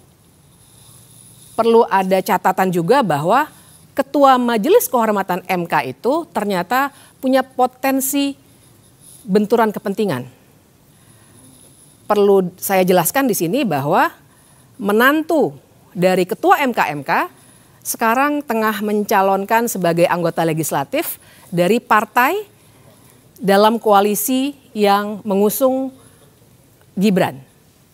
Dan anak dari Ketua MKMK itu juga pengurus di partai tersebut. Kemudian kita nanti akan melihat ada indikasi transaksi di balik konstitusi yang bisa terlihat dari fakta bahwa si pemohon menggugat calon wakil presiden karena wan prestasi di pengadilan perdata. Dan yang terakhir, Ketua MK yang tadi sudah diberikan sanksi etik untuk diberhentikan sebagai Ketua MK, ternyata malah menggugat ke Pengadilan Tata Usaha Negara supaya jabatan Ketua MK dikembalikan kepada dirinya. Tapi memang pada hari itu kami bertiga punya pengalaman yang berbeda-beda. Silakan Mas Uceng, Uda Ferry, bagaimana pengalaman pada hari itu yang bisa menggambarkan ke semua 11 yang tadi saya jelaskan sehingga sebenarnya sebuah media massa nasional mengatakan bahwa Gibran adalah anak haram konstitusi. Ya, kami ingin memulai dengan argumentasi bahwa setiap peristiwa bahkan kejahatan bisa dibongkar dengan mengungkap siklus waktu. 9 Maret, Partai Solidaritas Indonesia mengajukan permohonan pengujian Undang-Undang Pemilu, tepatnya pasal 169 huruf Q yang mengatur soal batas usia calon presiden dan calon wakil presiden. Ketentuannya menghendaki hanya orang yang sudah berusia 40 tahun yang dapat mengajukan diri sebagai calon presiden atau calon wakil presiden. PSI menginginkan diatur hanya orang yang telah berusia 35 tahun dapat mengajukan diri sebagai calon. Yang menarik dari PSI adalah ketika permohonan ini berjalan, komposisi ketua atau pimpinan PSI dirombak. Gibran yang merupakan kakak dari Kaisang yang semula diajukan sebagai calon presiden oleh PSI mengganti ketuanya menjadi adik Gibran, yaitu Kaisang. Lalu harus diingat bahwa Ketua Mahkamah Konstitusi adalah paman dari Gibran dan Kaisang. Juga sangat penting dalam perkara itu karena ini pengujian undang-undang, maka dengan sendirinya termohon dalam pengujian ini adalah pemerintah yang dipimpin oleh ayah Gibran, yaitu Presiden Joko Widodo.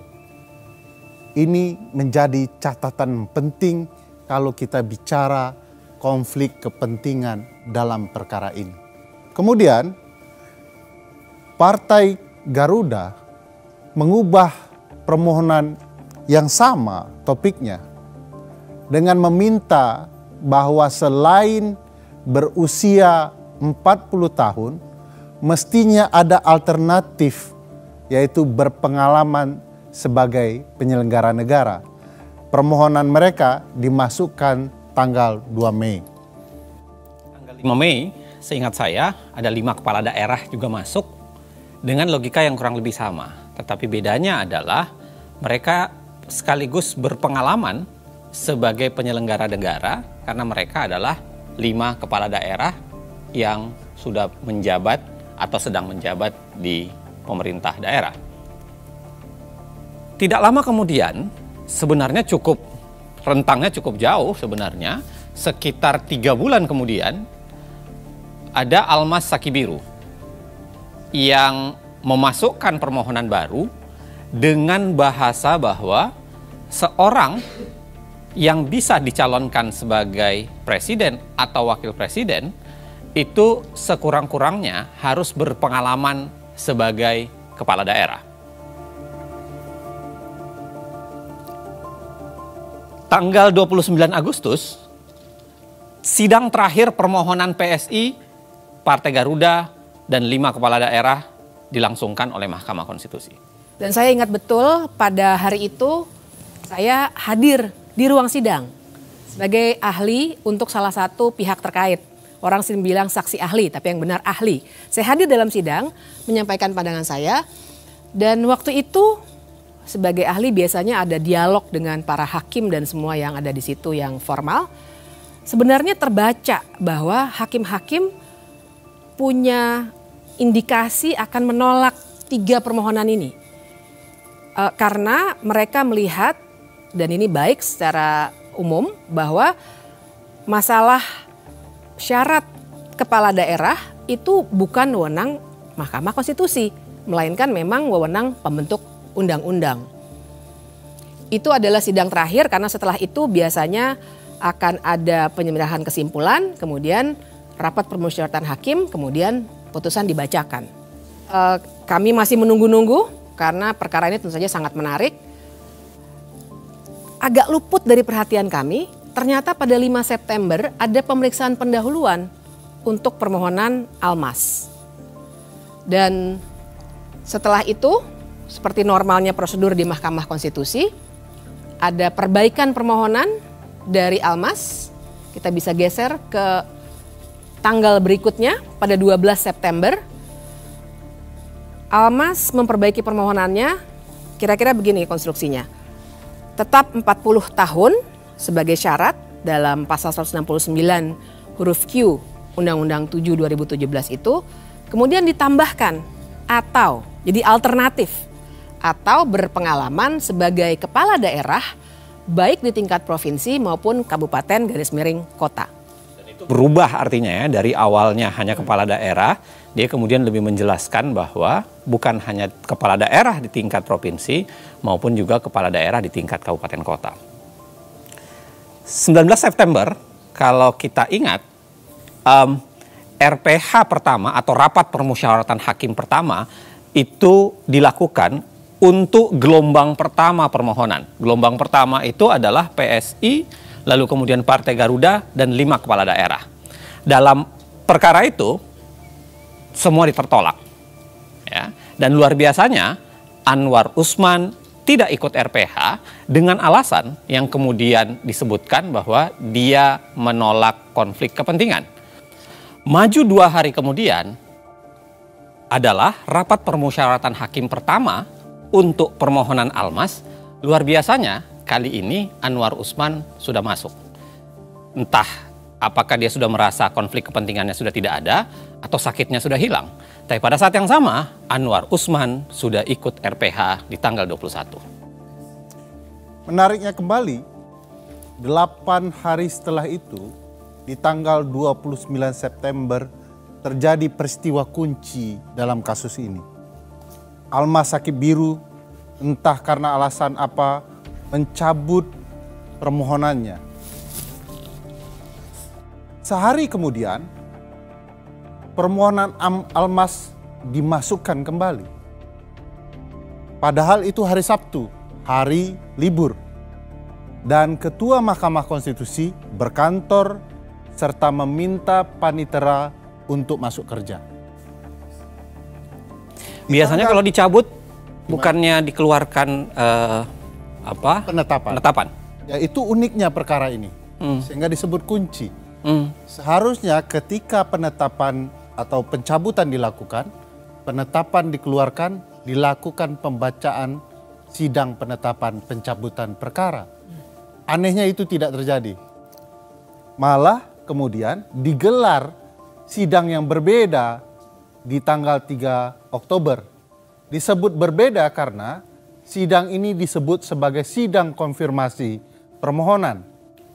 Almas kemudian menyatakan bahwa sebenarnya dia tidak punya keinginan mencabut, tetapi itu keinginan kuasa hukumnya.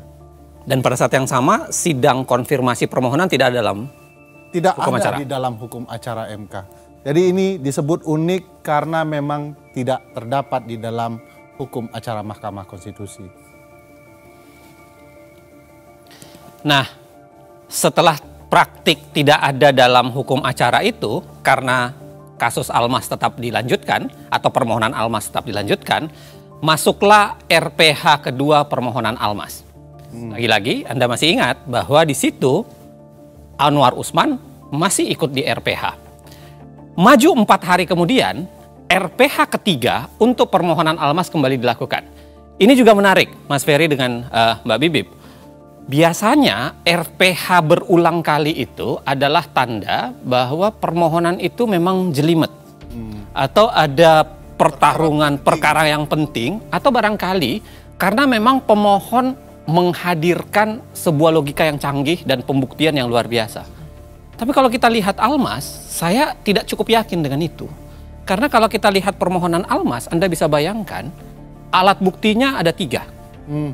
Satu adalah KTP-nya Almas, yang kedua adalah fotokopi Undang-Undang 7 2017, dan yang ketiga adalah dokumen Undang-Undang Dasar. Jadi tidak ada sebenarnya logika argumentasi yang memadai untuk diperdebatkan secara hukum. Kalau kemudian menjadi menarik, kalau kemudian harus ada 3 RPH untuk membahas permohonan Almas. Dan nggak ada sidang ya, Bang Uceng? Sama sekali tidak ada sidang. Jadi nggak ada saksi, nggak ada ahli. Tidak ada sidang. Jadi tidak pernah dibuka sidang. Yang ada adalah hakim sibuk memperdebatkan permohonan Almas saja, tapi tidak pernah membuka itu ke publik, dan itu dilakukan berulang kali. Karena sidang substansi kan sudah selesai ya? Ya. Di tanggal 29 Agustus. Persis. Nah setelah 9 Oktober nih, saya ingat sekali tuh hari itu. Saya yakin kita punya pengalaman yang beda-beda. Pada 16 Oktober 2023 itu. Tapi karena kami memang sangat terlibat dalam perkara ini, walaupun dengan aktivitas yang berbeda-beda, semua pasti pada pasang headset. Mendengarkan dari gadget masing-masing apa yang terjadi di ruang sidang. Jadi hari itu saya juga mendengarkan dengan tekun. Paginya perkara yang lain dulu. Kemudian pada 11.45 seperti saya duga permohonan PSI selesai dibacakan dan ditolak. Lega betul saya. 12.29 perkara kedua yang dimohonkan oleh Partai Garuda ditolak juga. Tambah lega saya. Kemudian yang ketiga 12.49 perkara ketiga selesai dibacakan juga ditolak. Ya. Kegembiraan Mbak Bibip soal kelegaan itu juga hinggap di diri saya. Karena selesai istirahat, saya makan siang, bahagia, demokrasi Indonesia terselamatkan, saking bahagianya tertidur. Nah, di sini momen krusial yang dikerjain oleh MK itu. Di hari-hari yang sama ini saya ingat saya berangkat dari Jogja pagi karena memang ada acara di Jakarta, ada beberapa acara di Jakarta, dan sebuah koran nasional itu minta saya nulis soal putusan ini. Makanya kenapa kemudian di bandara saya mendengarkan, lalu kemudian begitu nyampe di Jakarta sudah istirahat makan siang, saya tahu putusannya tapi saya mendengarkan kembali melalui siaran ke belakangnya gitu dari siaran YouTube. Dan ya saya persis bayangan saya sebenarnya permohonan ini ditolak. Hanya saja saya agak khawatir sebenarnya. Ini nggak sepenuhnya saya merasa gembira. Karena saya kasih bocoran aja. Jadi beberapa hari sebelumnya ada 2 peristiwa sebenarnya yang membuat saya agak khawatir. Yang pertama adalah karena di sebuah podcast ada seorang politisi yang bercerita dengan lantang bahwa putusan ini akan berubah dengan ya agak mirip dengan permohonannya Almas. Sebut saja Bambang Pacul. Bambang Pacul, ya, dalam sebuah podcast. Dan yang kedua, bocoran ini sebenarnya sudah keluar di kalangan wartawan. Jadi beberapa wartawan itu sudah mulai bercerita bahwa permohonan ini akan dikabulkan dengan alasan yang agak mirip Almas. Itu yang membuat saya, walaupun ini semua ditolak, saya tetap merasa was-was bahwa jangan-jangan terjadi arus balik di pasca makan siang. Ya. Gitu. Nah, kebahagiaannya Ferry itu sebenarnya beralasan sih. Karena kan memang kita nih yang biasa mengamati, menganalisis putusan-putusan MK, paham bahwa biasanya kecenderungannya kalau ada satu perkara yang objeknya sama, kecenderungannya akan sama karena satu blok begitu ya.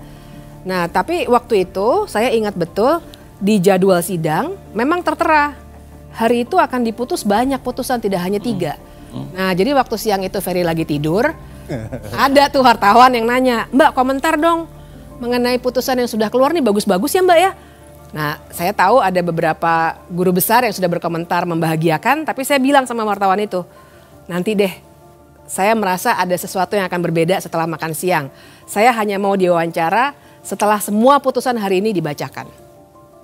Ferry masih tidur ya? Terjadilah, masih tidur. Karena logikanya kan memang putusan yang sama materinya. Kalau ini sudah ditolak, runtutannya kalau tidak ditolak ya anggap tidak dapat diterima. Basis penolakannya apa nih? Seingat saya kan basis penolakannya adalah beda-beda ya. Ya, tapi pada dasarnya mereka mengatakan bahwa ini adalah open legal policy. Ya kan, satu tuh. Terhadap permohonan Garuda dan 5 kepala daerah ditolaknya, salah satu alasannya mengatakan karena penyelenggara negara itu terlalu luas. Ya kan, tidak ada sambungannya untuk kemudian mengatakan semua penyelenggara negara bisa diterima untuk menjadi presiden. Kalau penyelenggara negara appointed officials juga termasuk yang ditunjuk, ya, bukan betul. hanya yang dipilih kan. Bukan hanya dipilih.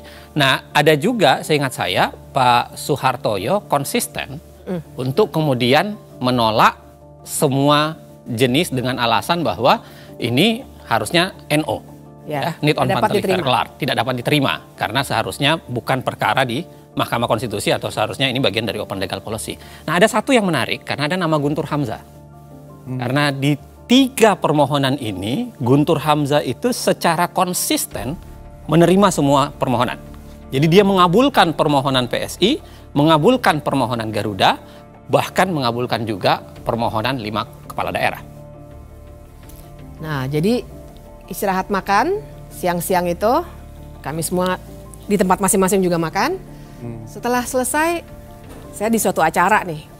Masih mendengarkan terus walaupun sebenarnya acara diskusi. Tapi saya ingat betul teman-teman yang dalam satu acara bilang ke saya, "Mbak Bibip kok mukanya berubah?" Karena ternyata jam 15.27 putusan Almas selesai dibacakan dan dikabulkan. Ternyata sekarang orang yang jabatannya masih menjadi wali kota walaupun hanya 2 tahun bisa menjadi calon wakil presiden. Padahal masa jabatan itu harusnya 2,5 tahun ya. Betul. Jadi sebabnya muncul kata sedang itu ya. Ya, jadi di sini sebenarnya yang menarik. Karena ternyata kita tadi sudah lihat sama-sama permohonan Almas sebenarnya bunyinya lihat di 12 September tuh. Berpengalaman sebagai kepala daerah baik di tingkat provinsi maupun kabupaten kota. Tapi ternyata waktu dikabulkan, amar putusannya berubah menjadi pernah garis miring sedang menduduki jabatan yang dipilih melalui pemilu. Dan ini pun sebenarnya agak aneh ya, kalau dilihat dari praktik Mahkamah Konstitusi harusnya dia sedikit banyak agak terikat dengan permohonan.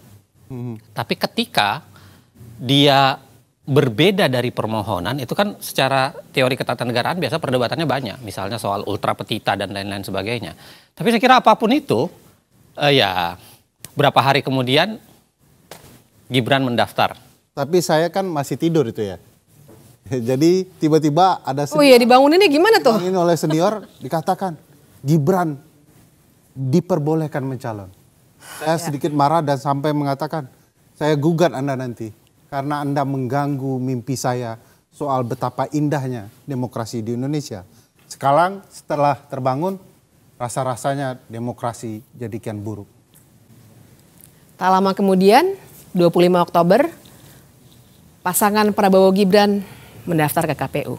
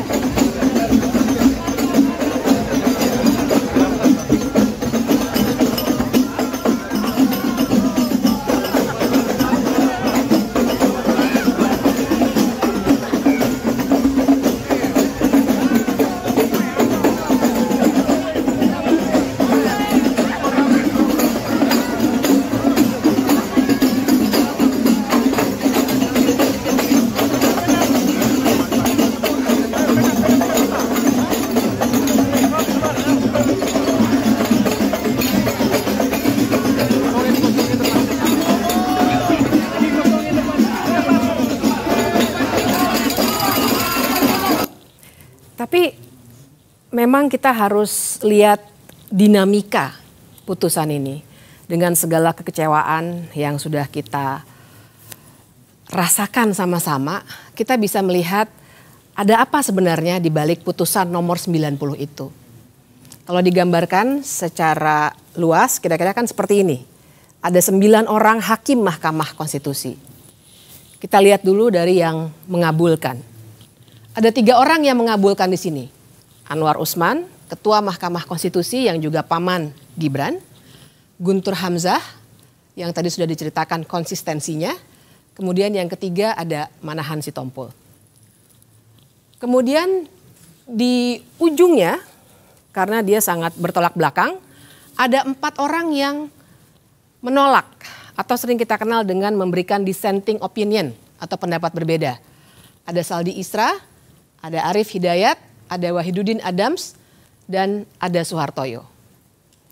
Dan mengabulkan di sini sebenarnya maknanya adalah jadinya Gibran yang masih menduduki jabatan sebagai wali kota menjadi berhak untuk dicalonkan sebagai calon wakil presiden.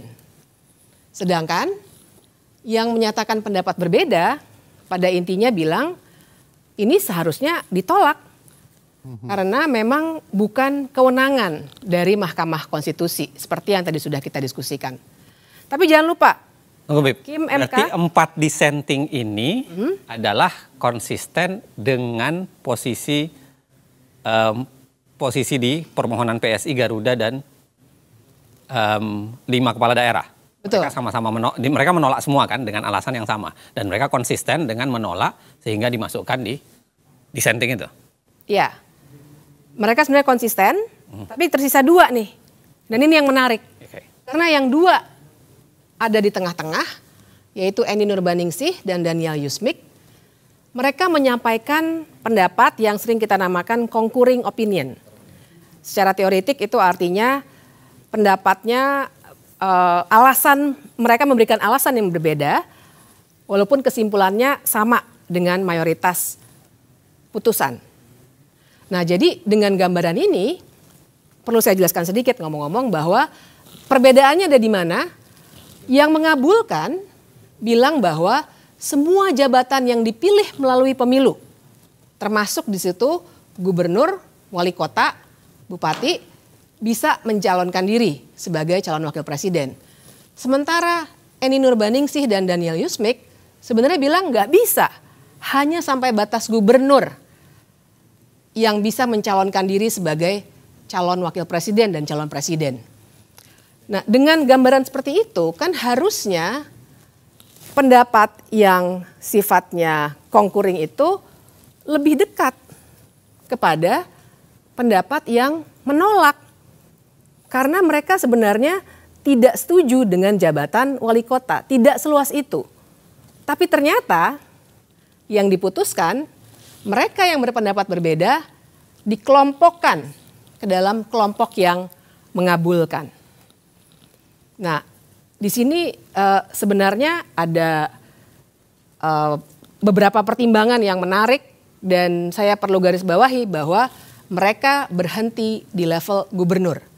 Sementara putusan mengabulkan untuk semua jabatan yang dipilih melalui pemilu. Izin, Saya mau jelaskan ya, saya mau coba menggambarkan betapa pergeseran-pergeseran para hakim ini. Saya boleh ya, saya pakai boleh. Gambaran secara sederhana ya, untuk menggambarkan bahwa ini menarik melihat pergeseran hakim per hakim ya dalam putusan ini. Nah, jadi gini ya, tadi kan digambarkan oleh Bibip bahwa sebenarnya ada dua keterbelahan. Ya, ada keterbelahan atau beginilah kita gambarkan bahwa terjadi perbedaan antara kita sebut aja gelombang pra-makan siang sama pasca makan siang. Ya. Jadi pra-makan siang adalah putusan-putusan perkara selain 3 putusan perkara para partai itu, dan pasca makan siang adalah kita spesifikkan saja ke putusan Almas. Nah, kalau kita lihat pas pra-makan siang ya, sebenarnya komposisi hakim itu menarik untuk kita lihat. Kita buat satu gambaran bahwa ini adalah hakim-hakim yang langsung menolak permohonan. Ya, jadi ada 7 hakim di dalamnya. Ada Saldi Isra, ada Eni Nurbaningsi, ada Daniel Yusmik, ada Manahan Sitompul, ada Suhartoyo, ada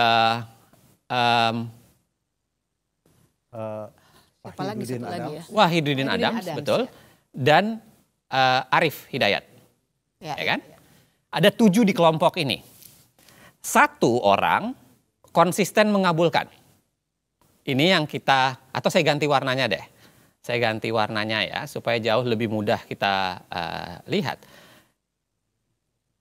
Ini adalah Guntur Hamzah yang betul-betul konsisten untuk menerima permohonan apapun. Dia tidak dianggap sebagai kebijakan hukum terbuka ya. Persis. Nah, ada 1 orang lagi di sini yang Anwar Usman yang sama sekali tidak ikut di permohonan itu dengan alasan yang tadi sudah saya jelaskan. Konflik kepentingan atau kemudian di keterangan yang lain dikatakan sakit. Ya. Okay? Nah, menariknya pergeseran pasca makan siang ini menarik untuk kita lihat. Pasca makan siang, ya, putusan pasca makan siang, khususnya Almas, kita bicara khususnya Almas, itu terjadi pergeseran karena yang menerima permohonan, ya, yang menerima permohonan kita pakai penerima itu adalah biru saja, ya kan? Yang menerima permohonan itu berubah menjadi 3. Ada 3 orang di situ. Ya. Ada Guntur Hamzah, ada Anwar Usman, dan ada Manahan Sitompul. Oke? Yes. Sedangkan yang konsisten dengan sikap pra-makan siang itu tersisa cuma 4.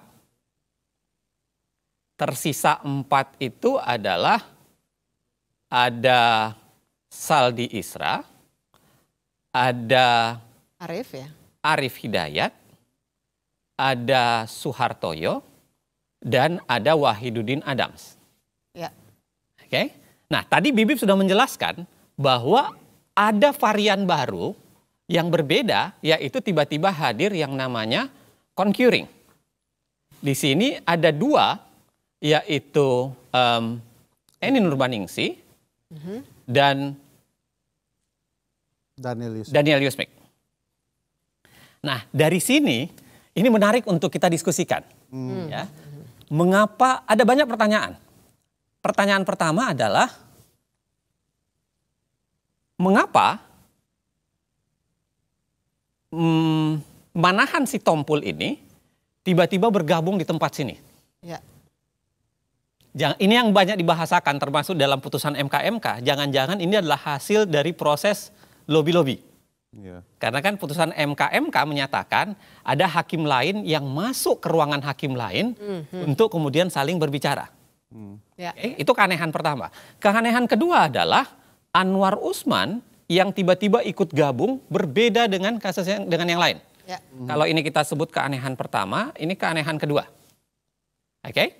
Keanehan ketiga adalah misteri pergeseran dua orang yang awalnya di sini adalah menolak dengan alasan yang dikembangkan. Ya, tadi Bibi sudah menjelaskan bahwa dia menjadi concurring. Padahal concurringnya itu kalau kita baca, Eni termasuk menjelaskan cukup detail. Dia mengatakan, ya kenapa hanya gubernur yang boleh diterima dan berbeda dengan isi putusan. Karena gubernur itu adalah wakil pemerintahan pusat di daerah. Sehingga gubernur itu seakan-akan adalah ada bau-bau pusatnya. Menjadi gubernur itu dekat dengan pemerintahan pusat dalam tanda kutip. Itu dibuat dalam putusannya concurringnya Eni. Nah, menariknya adalah saya tidak tahu mengapa ya, dan mungkin barangkali kita bisa diskusikan kemudian atau kita bisa simpulkan atau kita tarik bagaimana cara berpikirnya. Mengapa Eni Nurbaningsi dan Daniel Yusmik memilih untuk concurring dan pada saat yang sama dia memilih untuk digabungkan di dalam putusan yang mayoritas 5 ini. Tadi Bibi sudah menjelaskan. Harusnya kalau komposisinya adalah dia bergabung dengan yang seperti ini, karena memang ini lebih pengelompokannya lebih dekat, harusnya putusannya menjadi 6-3. 6-3 ya. Ada juga pertanyaan Bang, kalau boleh bertanya. Almas mengajukan permohonan dengan mengatakan bagi yang pernah menjadi kepala daerah. Kata pernah, dia harus menyelesaikan masa jabatannya. Ya. Persis. Lalu tiba-tiba di putusan ada tambahan kata. Pernah atau sedang. Persis. Nah siapa yang melakukan perubahan itu? Kita nggak tahu ya, tapi kalau kita lihat gejalanya, ini kan ada 3 nama nih yang sebenarnya konsisten di sini. Dia, ya kan, yang kemudian bicara di sini. Yang paling konsisten itu adalah Guntur Hamzah. Guntur Hamzah. Karena Guntur Hamzah itu kan dari awal. Ya kan? Guntur Hamzah itu dari awal di semua kasus dia menerima. Guntur Hamzah ini hakim yang masuk dadakan ke Mahkamah Konstitusi karena harus diingat bahwa Guntur Hamzah ini adalah hakim yang menggantikan Hakim Aswanto secara pelanggaran konstitusi juga. Ya. Kita harus tetap ingat. Disahkan. Tapi tetap disahkan. Ya. Dan jangan lupa Guntur Hamzah ini pernah juga melakukan perubahan pada putusan sehingga dijatuhkan sanksi etik. Ya. Dan dia dulu adalah Sekretaris Jenderal Mahkamah Konstitusi. Persis. Nah, hal yang menarik lainnya adalah kalau kita baca dari dissenting opinion Saldi Isra, Arif Hidayat, Suhartoyo, dan Wahidudin Adams, kebanyakan isinya itu, walaupun ada juga bagian menganalisis perbedaan mereka dengan putusan mayoritas, tapi kebanyakan itu adalah seakan-akan dalam tanda kutip sumpah serapah. Ada kemarahan Saldi Isra yang dituliskan di situ, ada kemarahan Arif Hidayat dituliskan di situ, ada kegundahan Wahidudin Adams yang dituliskan di situ. Betul. Nah barangkali lagi-lagi itu barangkali yang bisa menjelaskan kenapa putusan ini baunya anyir. Dan saya kira itu yang saya tuliskan di sebuah media nasional, kemudian saya katakan bahwa ya putusan begini ini memperlihatkan betapa palu hakim sebenarnya patah berkeping-keping di hadapan putusan Almas.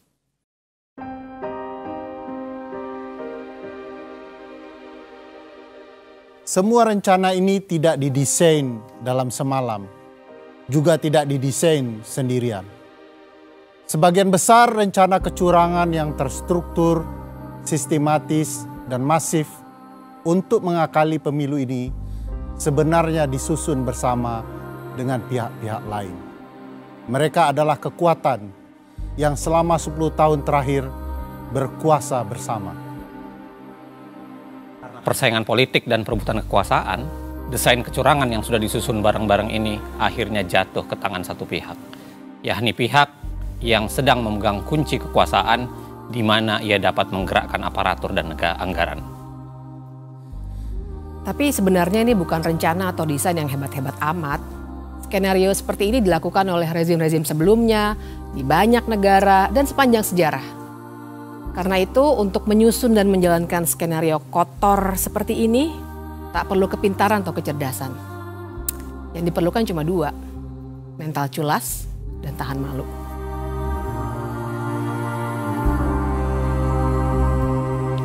Sekarang ini saya mau fokus dulu bekerja, ngurusi masalah rusun, masalah monorail, masalah MRT, masalah kesenjangan tadi, masalah copet tadi, masalah-masalah itulah. Jadi saya yang paling kecil kayak Kaisang dia jualan pisang goreng, kemudian yang gede Gibran itu jualan martabak. Ini yang Ayang sama suaminya mau jualan kopi, ya silakanlah. Mau terjun ke politik juga silakan, nggak tahu saya. Tanyakan aja ke anaknya langsung.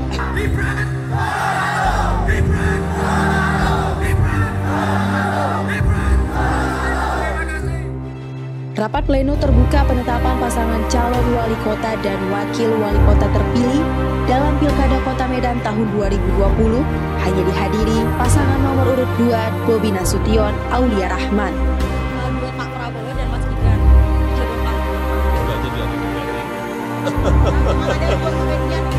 Pertama umur, yang kedua baru 2 tahun lagi. Wali kota. Saya tidak ada niat, tidak ada juga berminat menjadi presiden 3 periode. Jauh-jauh hari sebelum menjadi perdebatan berkepanjangan, Presiden sudah memberikan kode kuat soal cawe-cawe dalam pemilu 2024. Saya tahu dalamnya partai seperti apa, saya tahu. Partai-partai seperti apa, saya tahu. Ingin mereka menuju kemana, saya juga ngerti. Informasi yang saya terima komplit. Dari intelijen saya ada BIN, dari intelijen di Polri ada BIK, dari intelijen di TNI saya punya BAIS, dan informasi-informasi di luar itu. Angka, data, survei, semuanya ada.